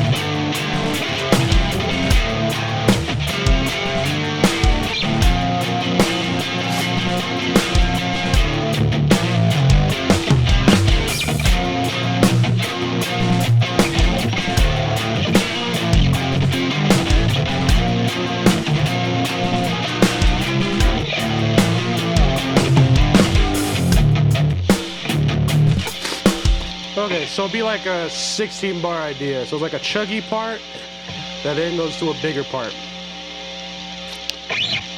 I'm not mad at it. Not mad at it at all.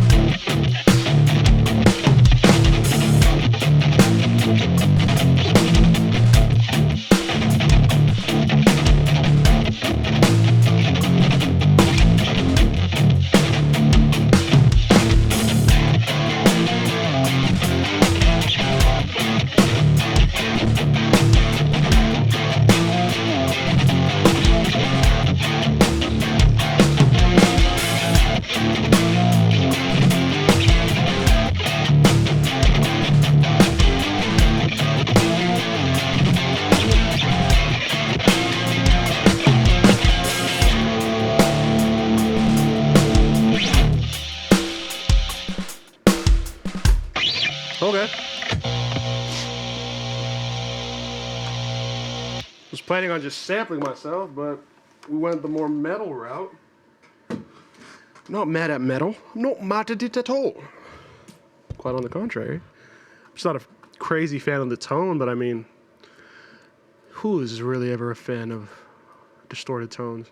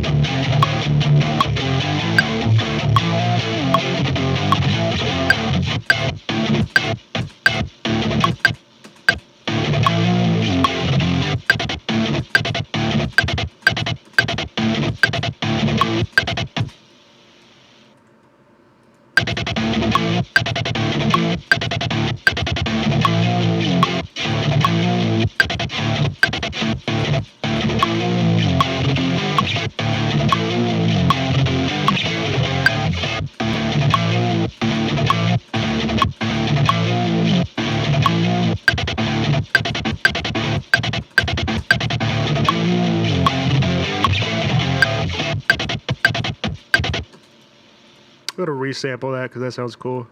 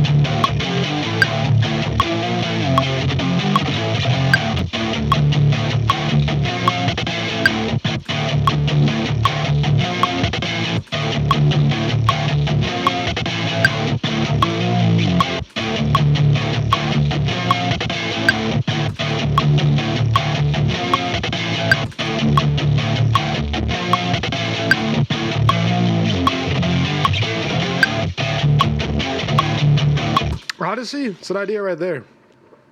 Don't have to overthink that too much.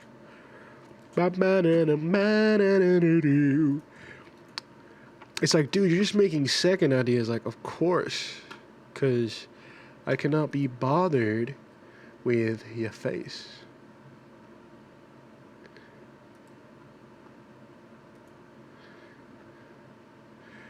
We're also going to save this as save live set as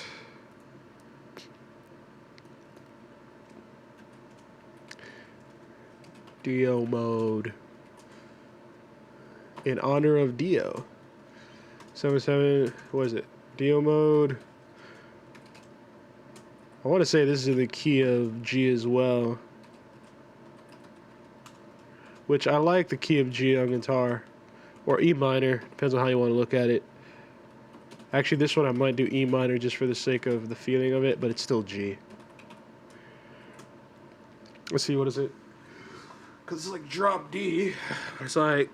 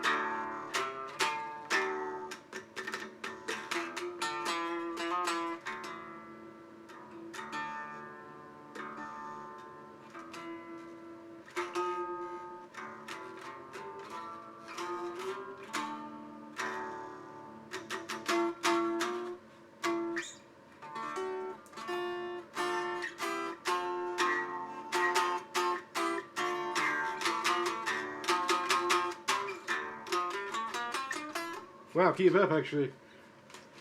That was going to be the key of G major. But it actually was in the key of F major. F mejor. F major or D minor, I guess if you think about it, because, yeah, technically D minor. Cool. All right, let's make one more idea. But this time, we're going to go through our boy Juice. We're gonna go through his loop kit and make something. Put some drums behind it, maybe. Who knows?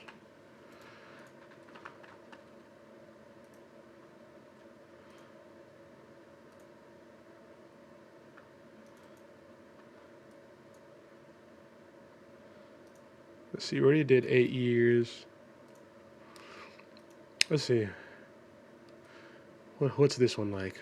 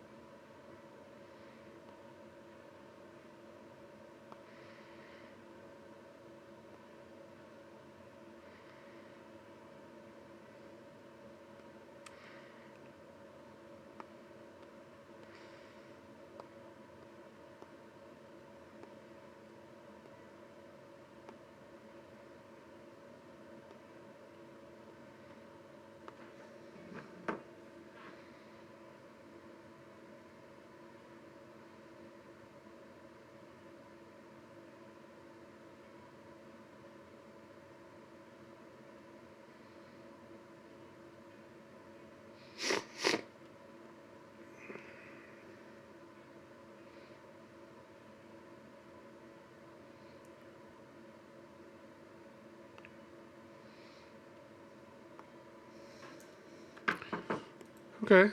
Let's just see what we can make from that, huh? That's at 99 BPM, so we're gonna bring this boy to like 99.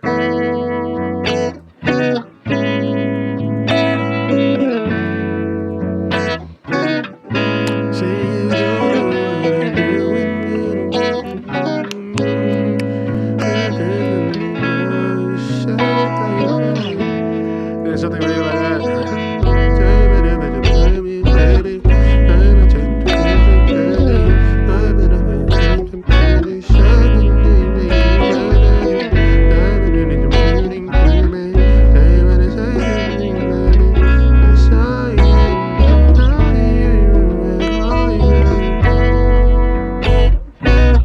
They say you got it like that. Babe, gonna body right back. Face to your face like that.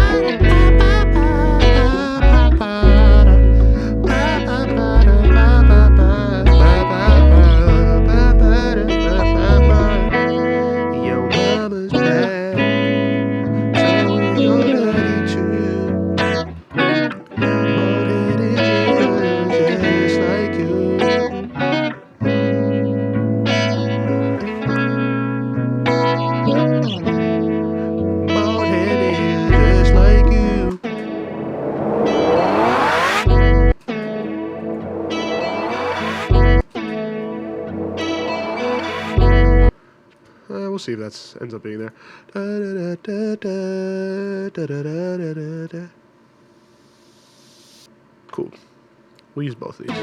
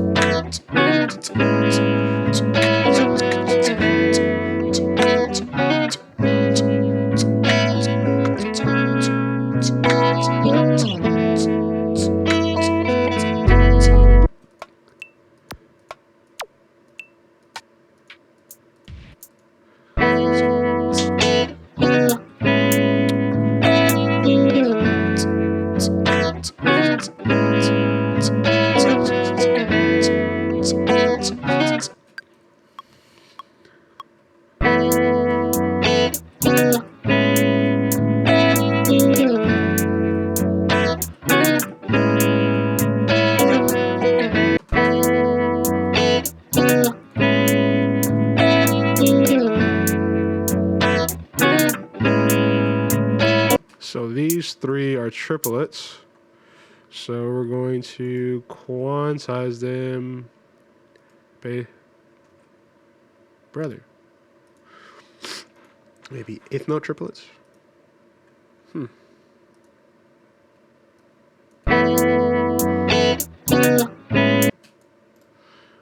that's why, because I had everything on triplets. That makes more sense.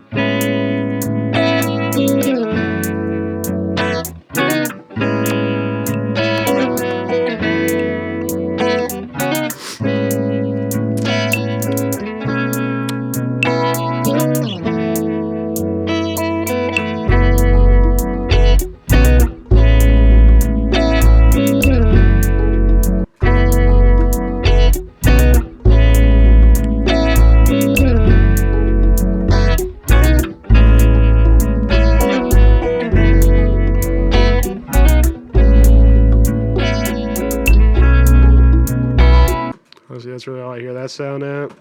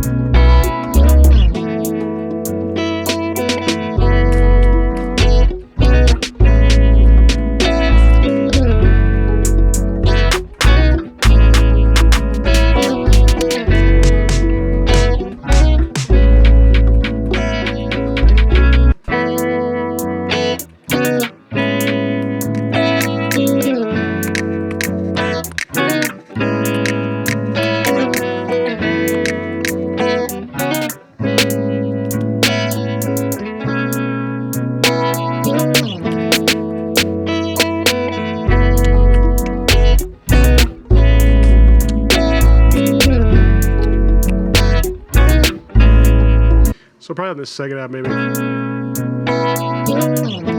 Niggas tripping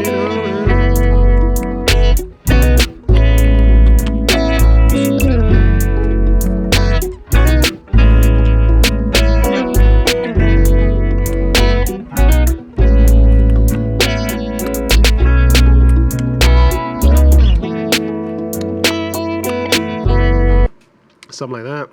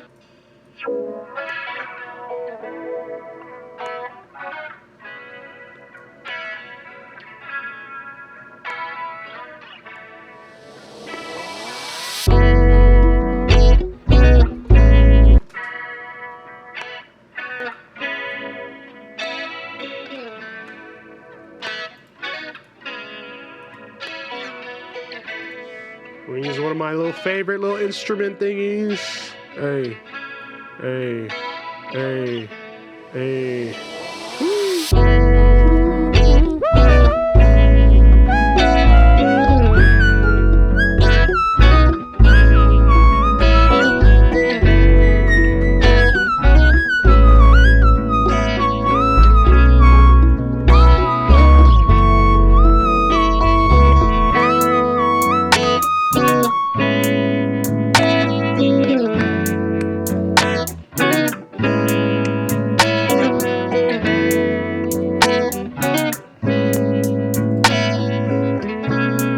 Let's change the key real quick.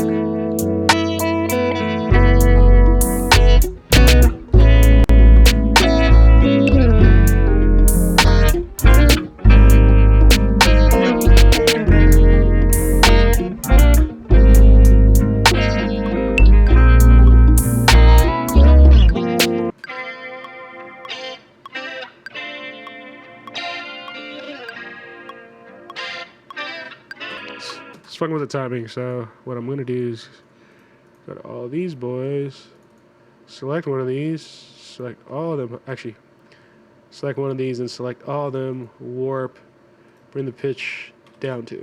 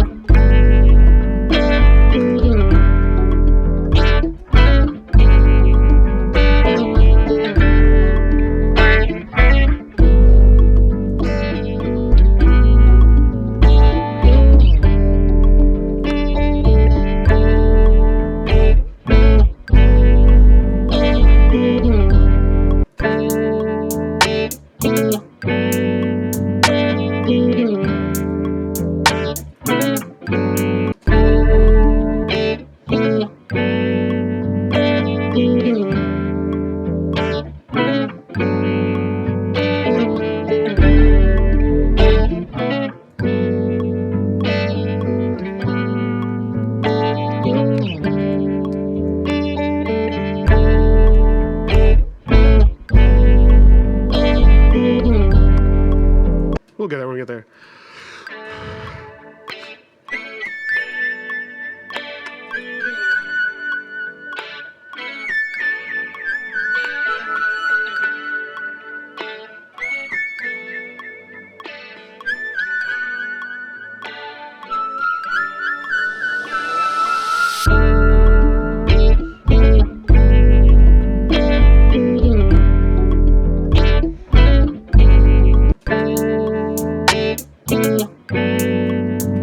What if we just went more traditional R&B and kind of just went into a verse as opposed to going to like a hook idea? So there's an intro idea into a verse that goes into like a hook that might double at the second time, but the first time it's just a hook and then goes back to this idea and then goes back to that. So let's see.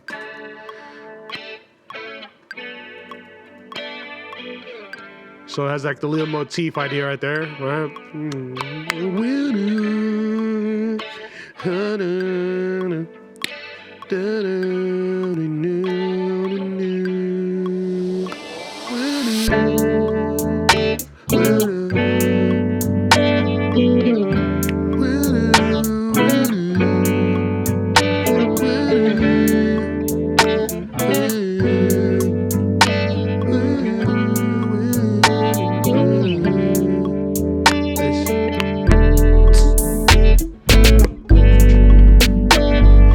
So the kick comes in probably.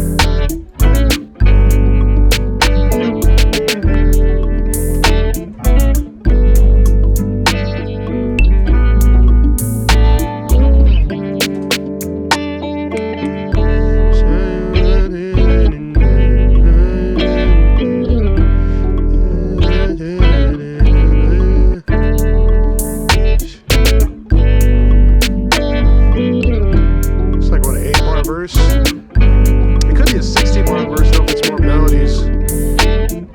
Like with like an actual writer. Not poppy, just like more melodies.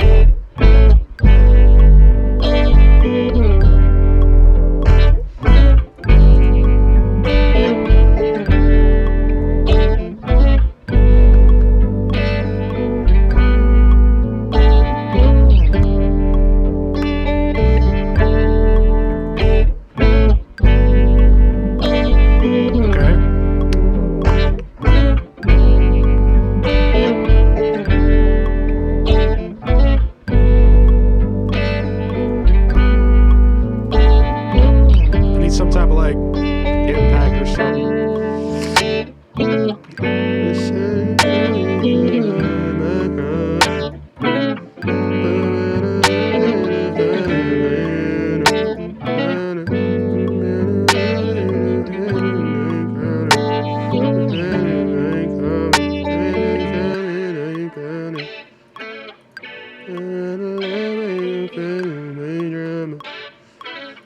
I know you talking, but I don't know drama, baby.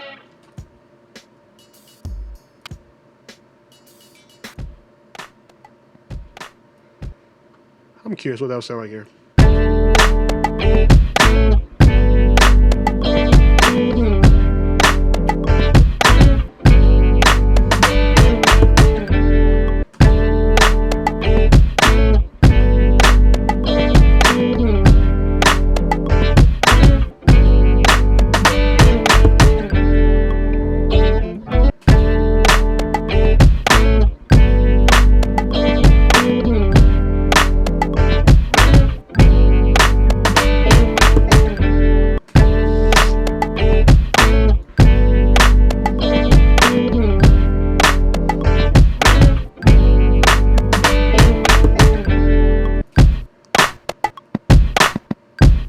All right.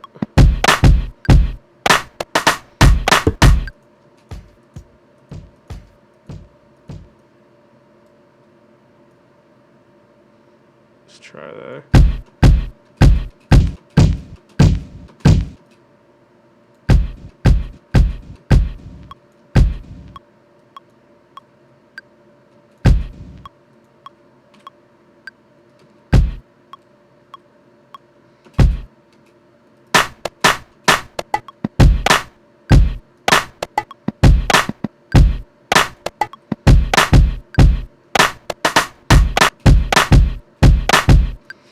Gotta love just using other drums to sort of find those pockets, eh?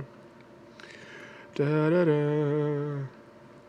I love how it's like slightly behind the beat.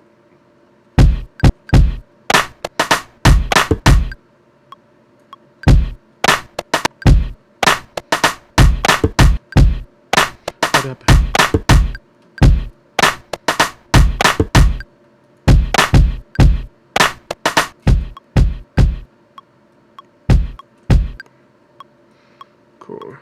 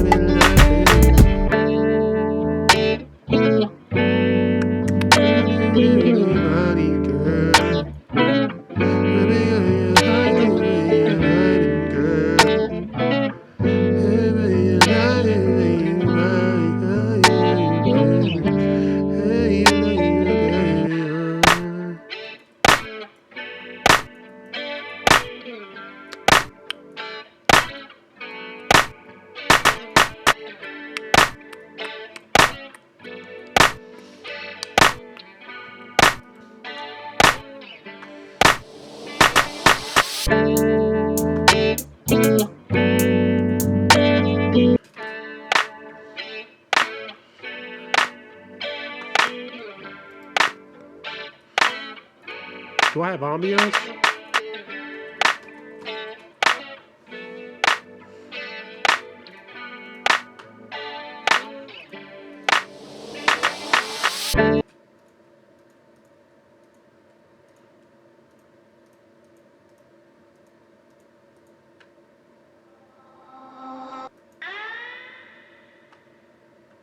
Huh, that could actually be interesting.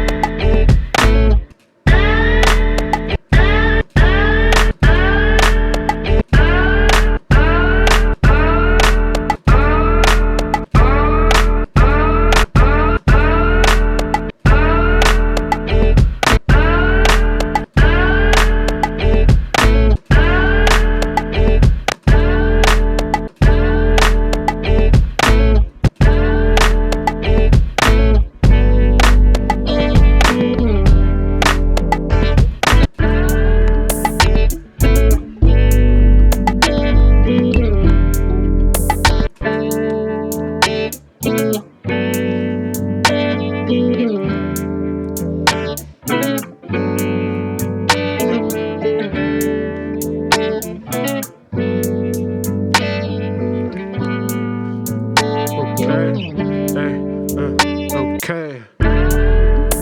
Hey, son, in my body, shawty. Living in the life I got it. Everybody find out. It's in the body, shawty. You find out no days. Living in the life I got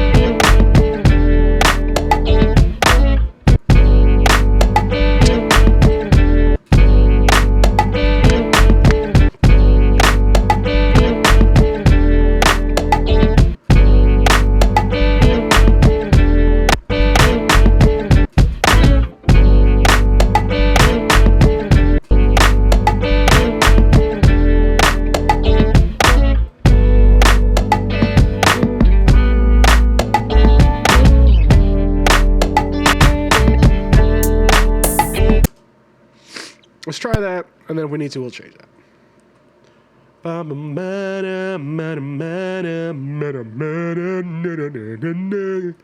Nigga, nigga. Hey.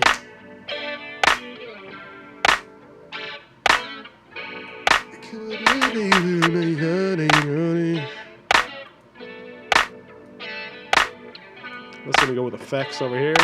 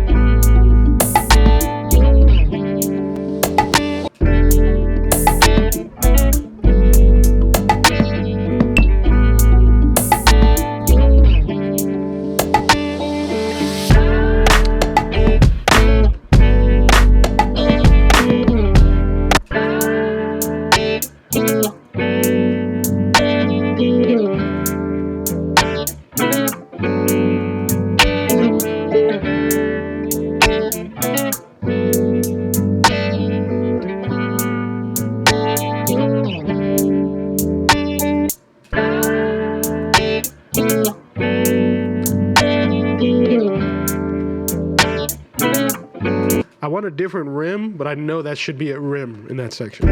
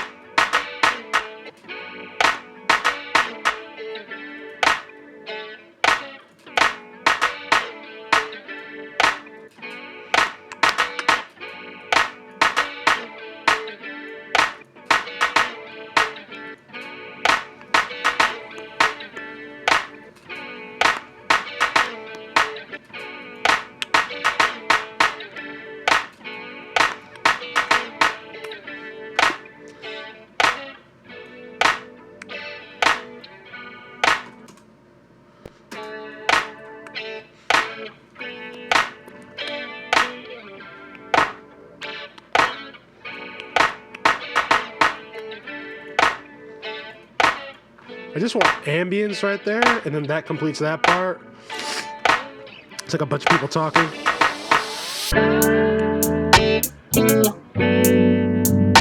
Okay. I love how also I haven't saved this whole entire time. So reckless. So reckless right now. All this could be gone.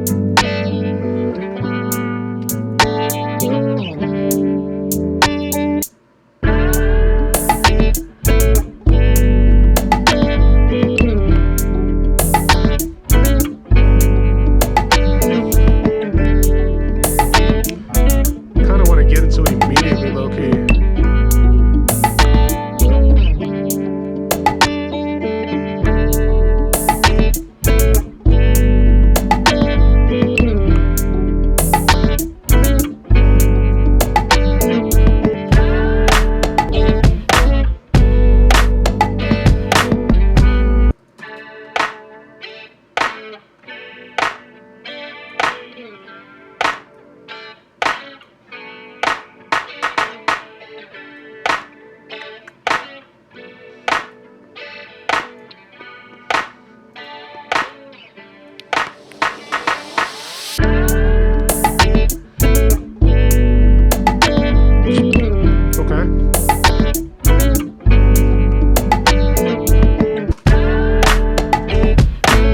Alrighty, so now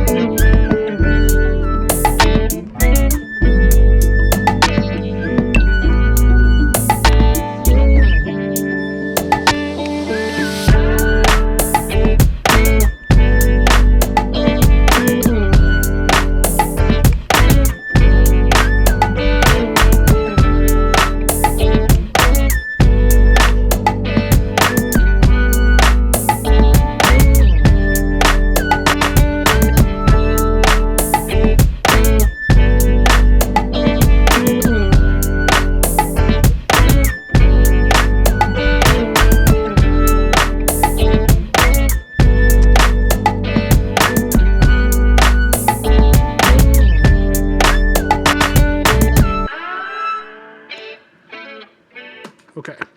Something to that effect.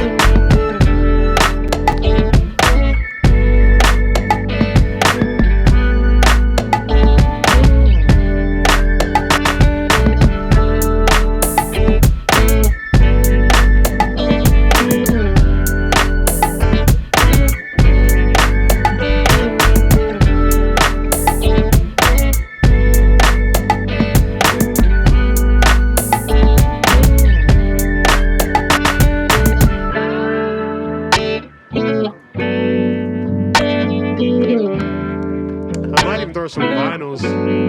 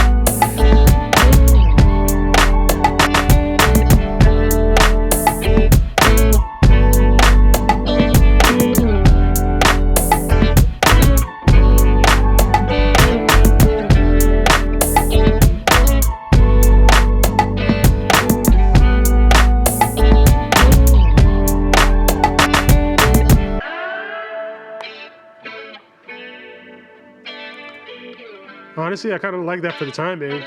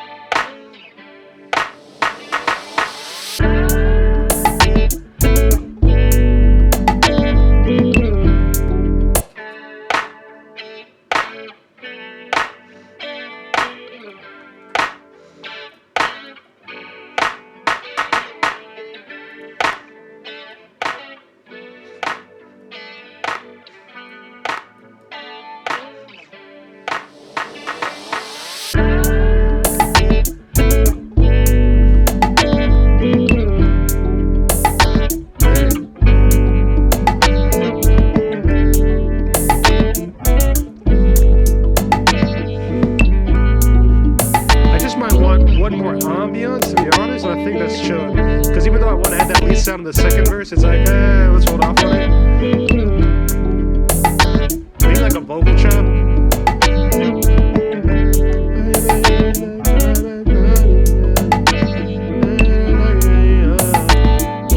Yeah, I'll just do a vocal chop. Let's do something from Arcade.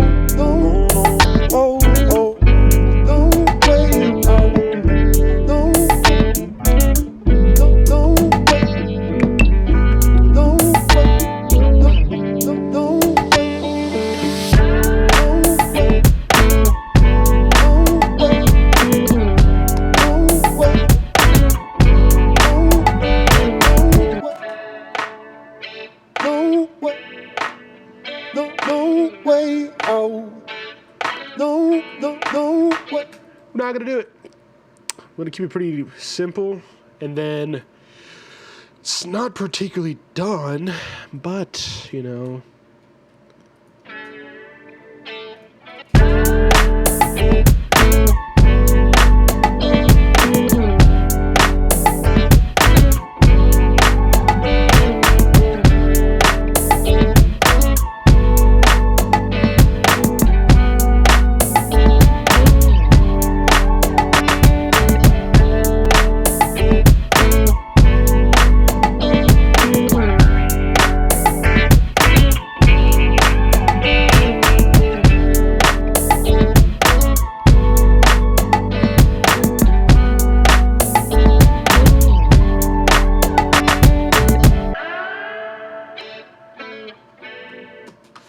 Fun idea.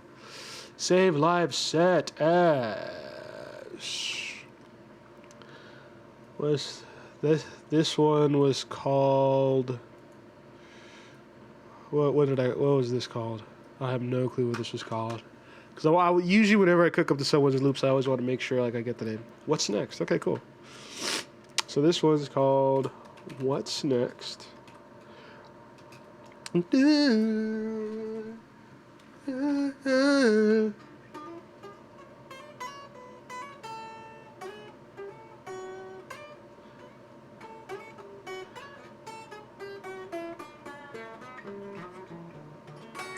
key of D.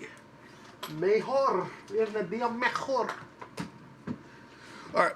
D major. 99 BPM. Freaking 80. Produced by Thania Bear. X Juice. Boom, boom. And we're going to save that as the third idea for the day. And on that note, delete. Do that. Collect all and save. So that way it's all saved into that session. And honestly, I'm going to export it too, because since it's like a full beat idea, I'm going to add it to the untitled link. Alrighty, so while that's exporting, one second, y'all. I'm going to be right back. I'm literally going to be right back.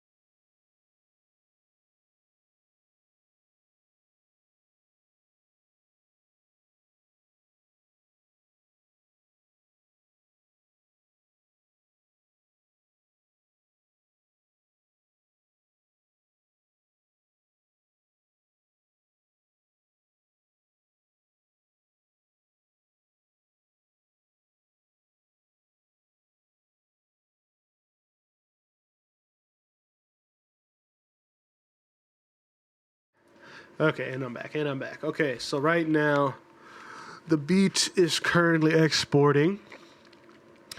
And let's see, so far we knocked out, or at least we went over the lead magnet ideas, which it's crazy because that wasn't so much of a worksheet, to be honest, because Johnny kind of already laid it out for us. I've looked it over a couple times, but today was the official day. We were like, okay, we're actually looking at it on stream and just kind of seeing what the vibes is. And overall, I definitely feel the opinions on the mixes, that's going to be pretty valuable just to kind of get content and just show that I'm like somebody that does that type of content, you know, mixing content, engineering content, whatever. But then also too, the other one that I think is going to be super dope is essentially going to be the producer kit, like toolkit. Because I do want it to be something that I get to producers, but I'm really more of like an engineer producer than I am a producer engineer, if that makes sense. Like, no one's going to listen to my beats and be like, oh my goodness, this is so amazing, wow. But they're going to be like, you can engineer and do this? Okay, now wow. Or, oh, you could, play guitar and do this? Oh, you can arrange and do this? Vocal produce and do this? Okay, it stacks, right? Like, it's a compound interesting. You got to get you got a lot of skills under your belt.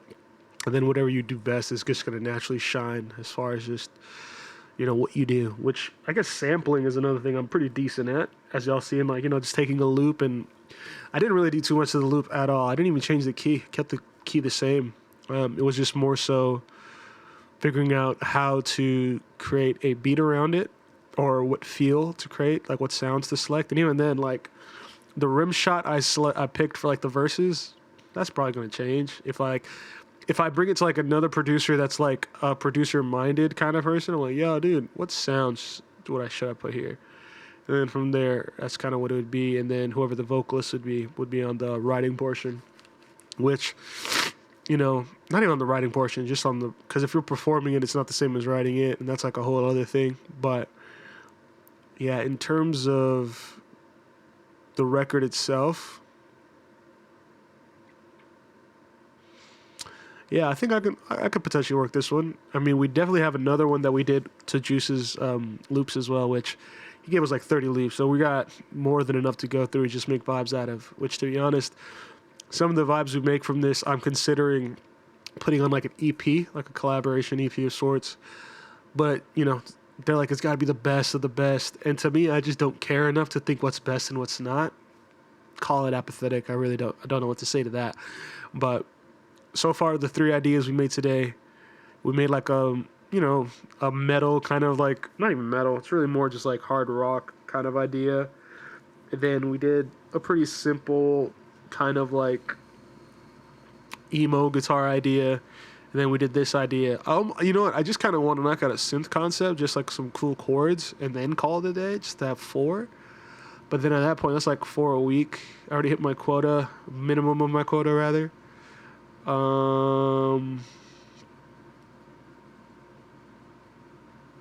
Let's see. I'm genuinely thinking, because I think this guy's already finished exporting. Let's just knock out like a chord progression, like nothing crazy. Like I know I've already kind of like really did what I need to do, but let's just see what happens. Like worst case scenario is just and then we just end on the beat we just made. But I have a good feeling on this. So 1 second, we're gonna pull it back out to the screen. Okay, let's go for one more. Let's go for one more. Why don't we? And once again, this isn't going to be anything crazy. Like, for those of you who don't know, whenever I'm not near a MIDI keyboard, which I actually have like 2 right here, but I'm too lazy to connect them. Actually, I might not even have enough inputs to connect them, to be honest with you. Yeah, I don't even have enough inputs to connect them. But whenever I'm not like next to a MIDI controller, which I technically have my keyboard, I just use Ripcord. It's amazing. It's phenomenal. It's a plugin I think any non-keyboard player should get. And if you are currently learning keys to enhance your production skills, power to you, because that is probably one of the best instruments as a producer to learn. So yeah, actually, I would say the best instrument as a producer to learn, to be quite frank.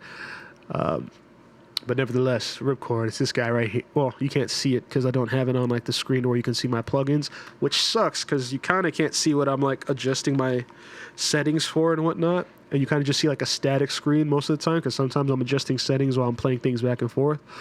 That being said, though, Ripcord, really cool plugin. And there's a bunch of people who make presets for it, so you can get chords already pre-made. Let's see, we're gonna do some, I don't know, let's see whatever the jazz vibes are, because the jazz vibes tend to be pretty jazzy. Let's see, what instrument shall we use? Let's use Serum 2.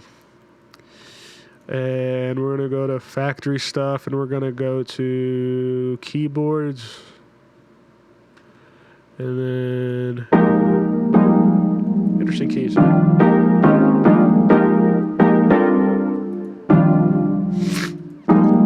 Okay.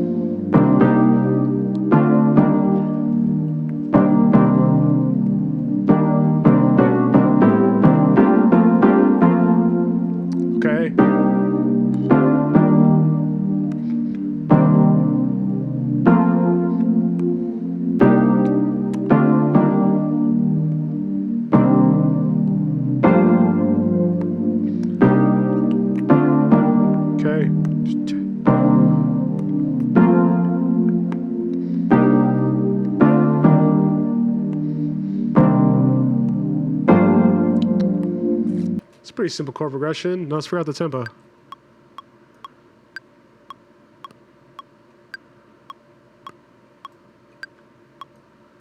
right, 103.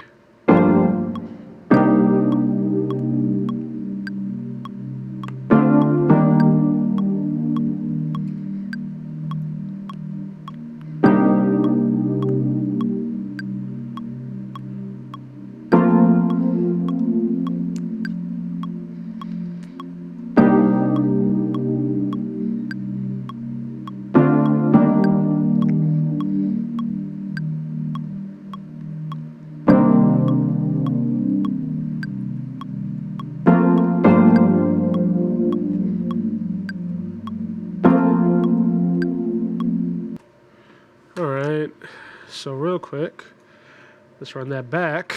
And luckily with ripcord, since it's like MIDI to chords, as y'all saw, there was like chords from the serum here. But this one note is just, now I can control everything for this MIDI.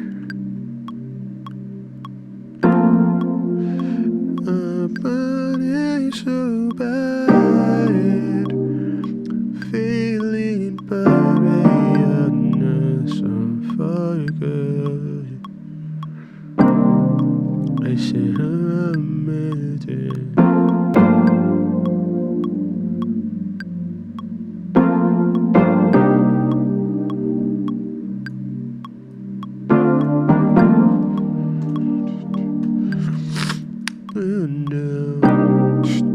Okay.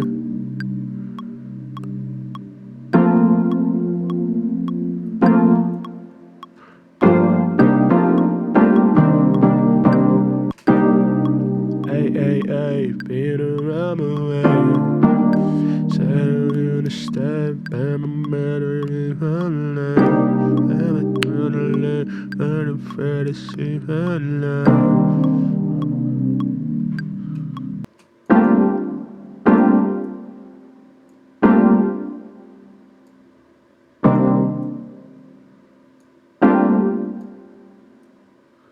There's like one note I don't like in there, but it's not that. It's not too bad.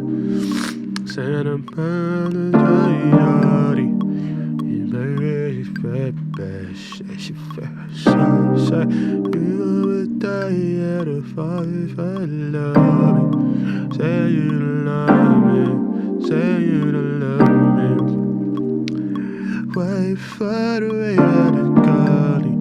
Say love me. Stay by me, bet you say that I'm better than nothing. Say love me, love me.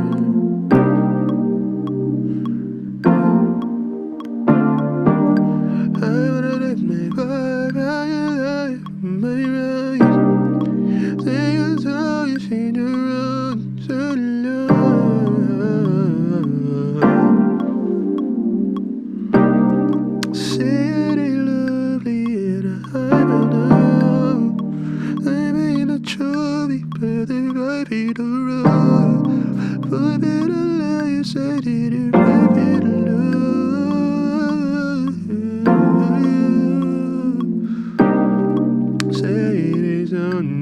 She said you guys, I've been alone in the study by chasing. I've been alone in the desires.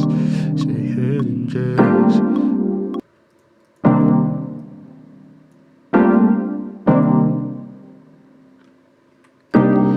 Cause say it ain't nothing but you done in my chest. Say it ain't nothing but you burn in the chest.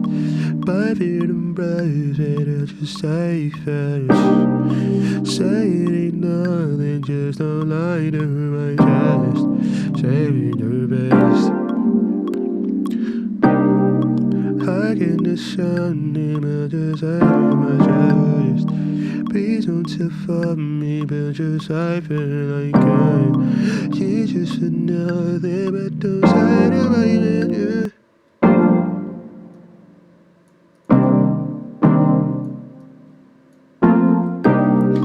Say it ain't nothing, but don't lie on my name. I can find something, but don't say for the right guys. Please tell me nothing, but don't lie to my face. Just stay away, just stay away. I prefer nothing but the back of my chest. Please into something, God don't lie to my guys. I prefer nothing but don't lie to my baby, body. Sipping day, rising body, say. Please prefer nothing but don't lie on my name. Please prefer something, please don't tell me the same. I prefer nothing but don't lie on my name. Lie on my name,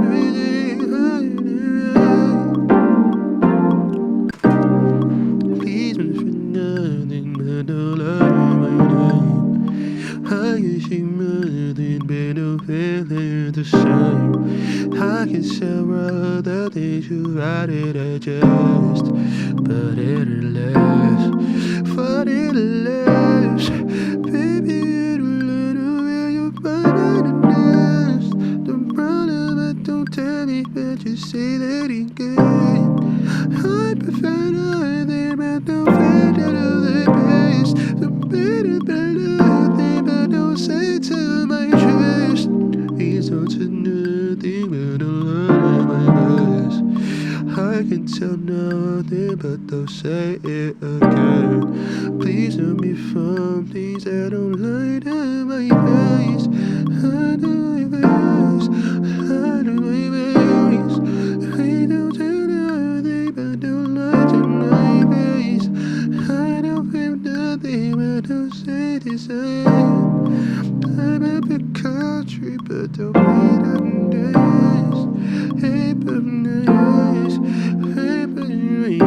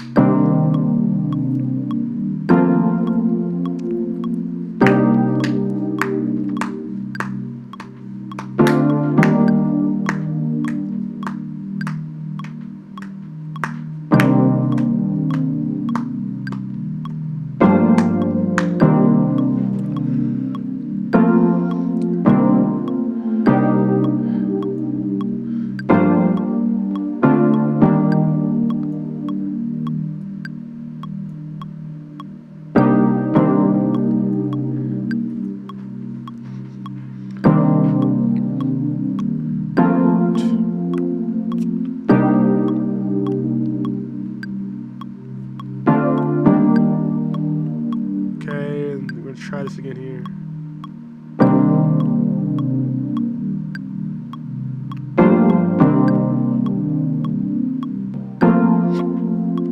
Yeah, that works.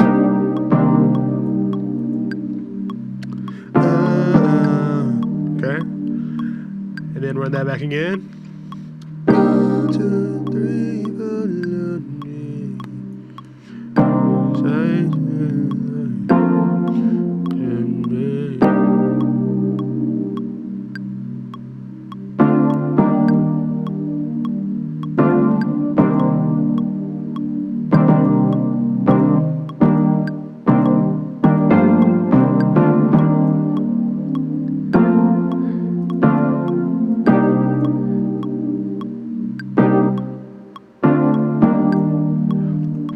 okay, let's try this again.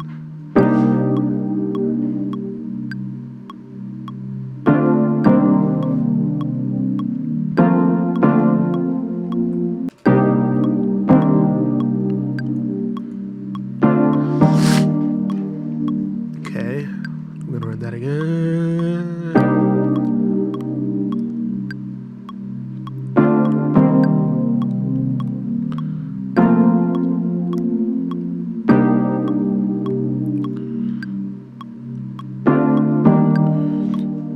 Okay.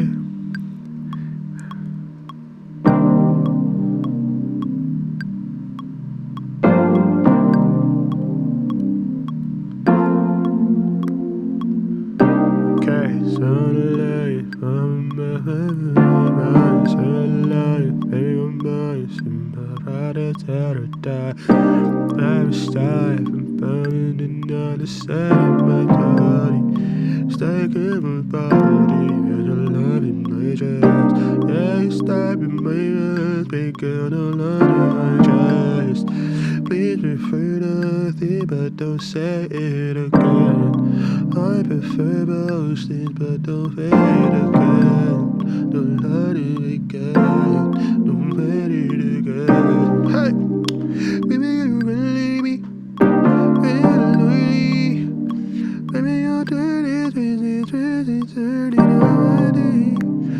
And baby, baby, I'm just so baby. Baby, I'm the title, yeah. Baby, I'm the title, yeah. Say you like the way you feel it, but don't feel a thing. Hear you feeling all these problems, but you need. Yeah, what you need. Yeah, what you need. Hey, hey. We gonna stay in the mountain. Near the loop. In the mountain. These are you. These are alone. We go strong, baby.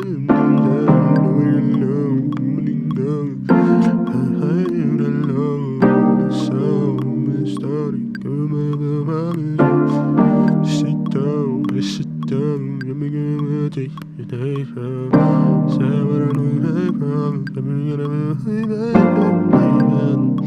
we've been around, we've been alone. Hey, babe, but no privates. See the right girl, like it's right. So you heard, I know you heard it. It's like it, I'm like it. Say it's like it. You're still beneath. I said a life for me. I'm in a case I read. I'm alive, I live. I'm alive, I pay. I'm in a case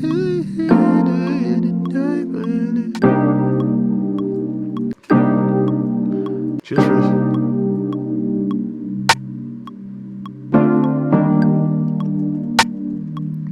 just something like that. I love, I be I've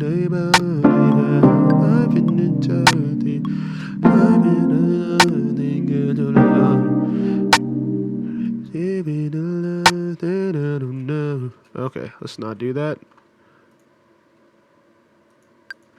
Let's run it.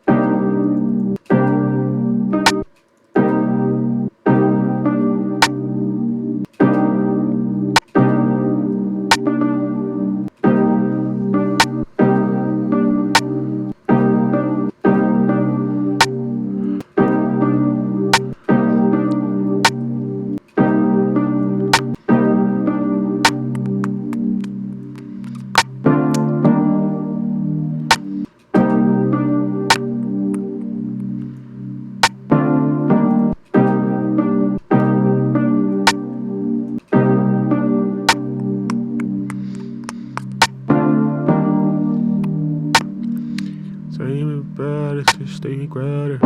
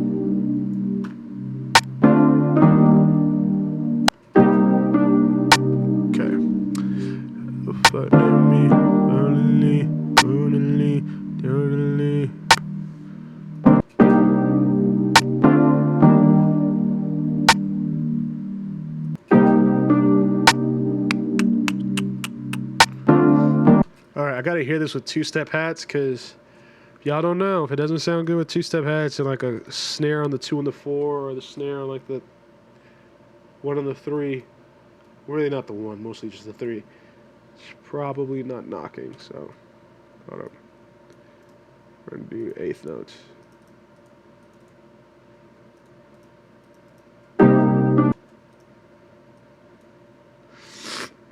And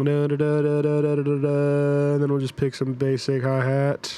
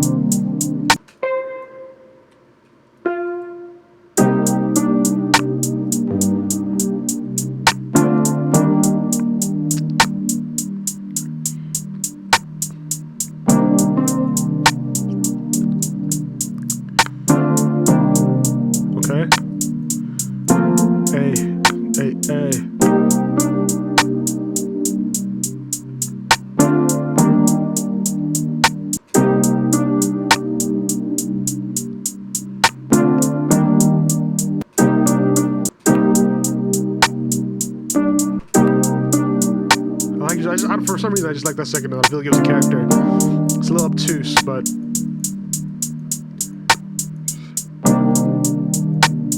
let's go for a second sound to stack on this.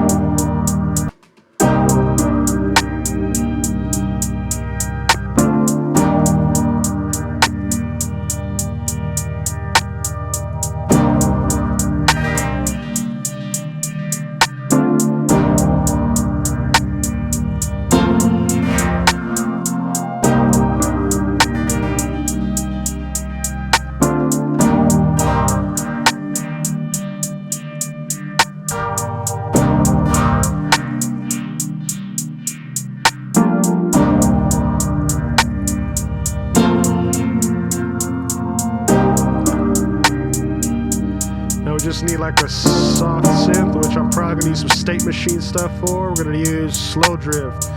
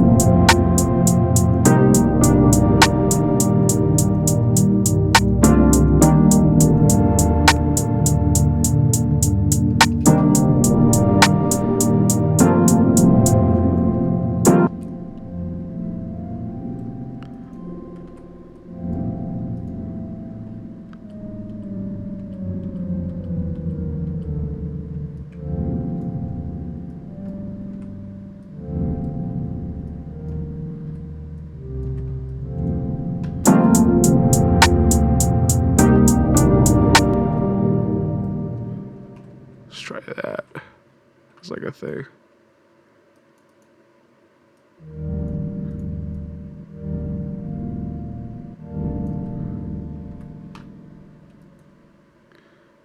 There you go.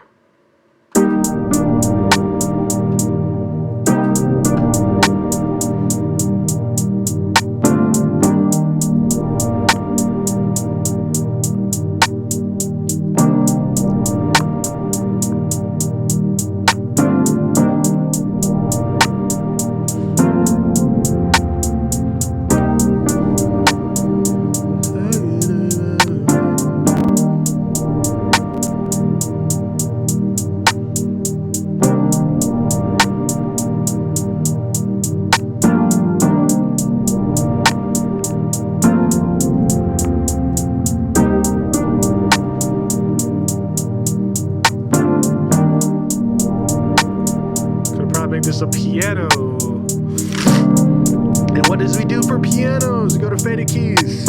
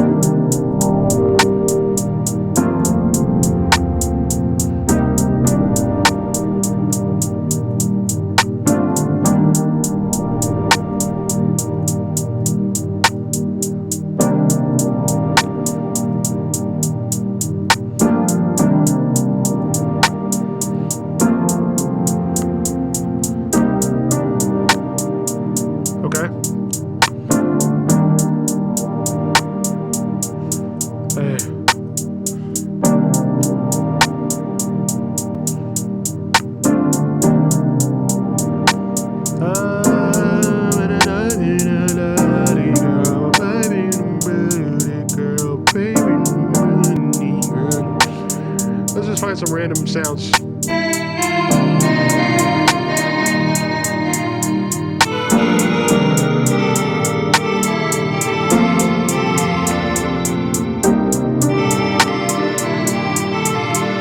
Cool sound.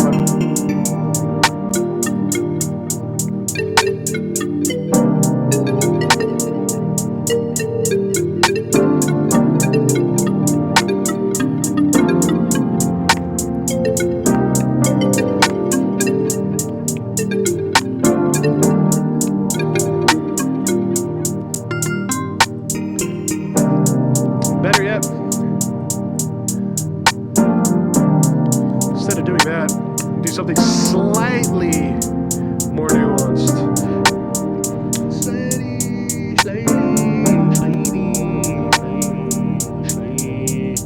Hey, go.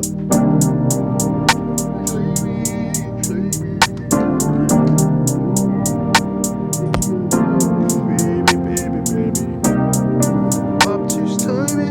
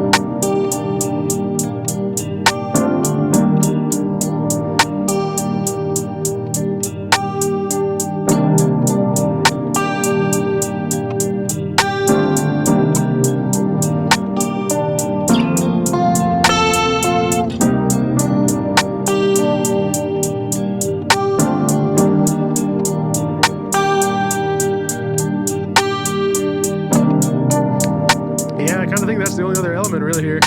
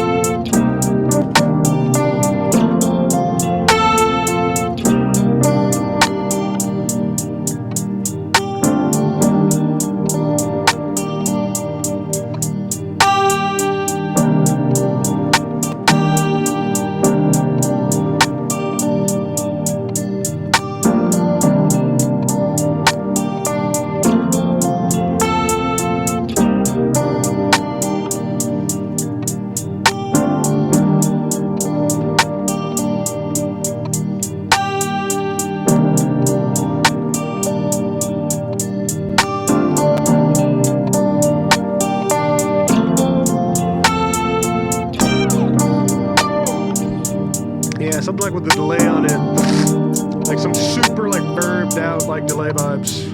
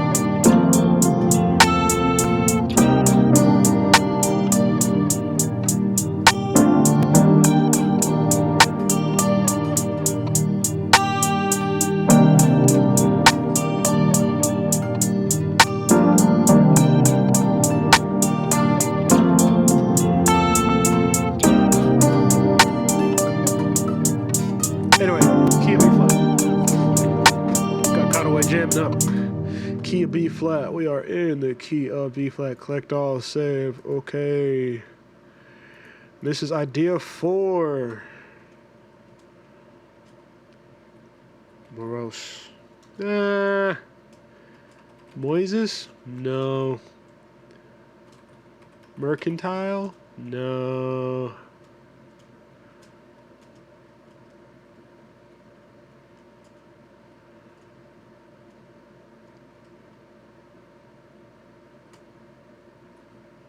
Porous.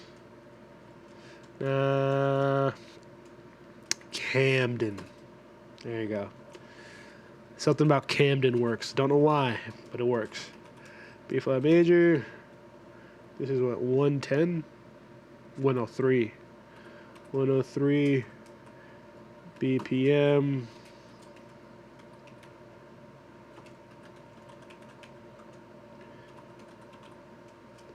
Cool. A fun little ditty. Coolio, coolio, coolio.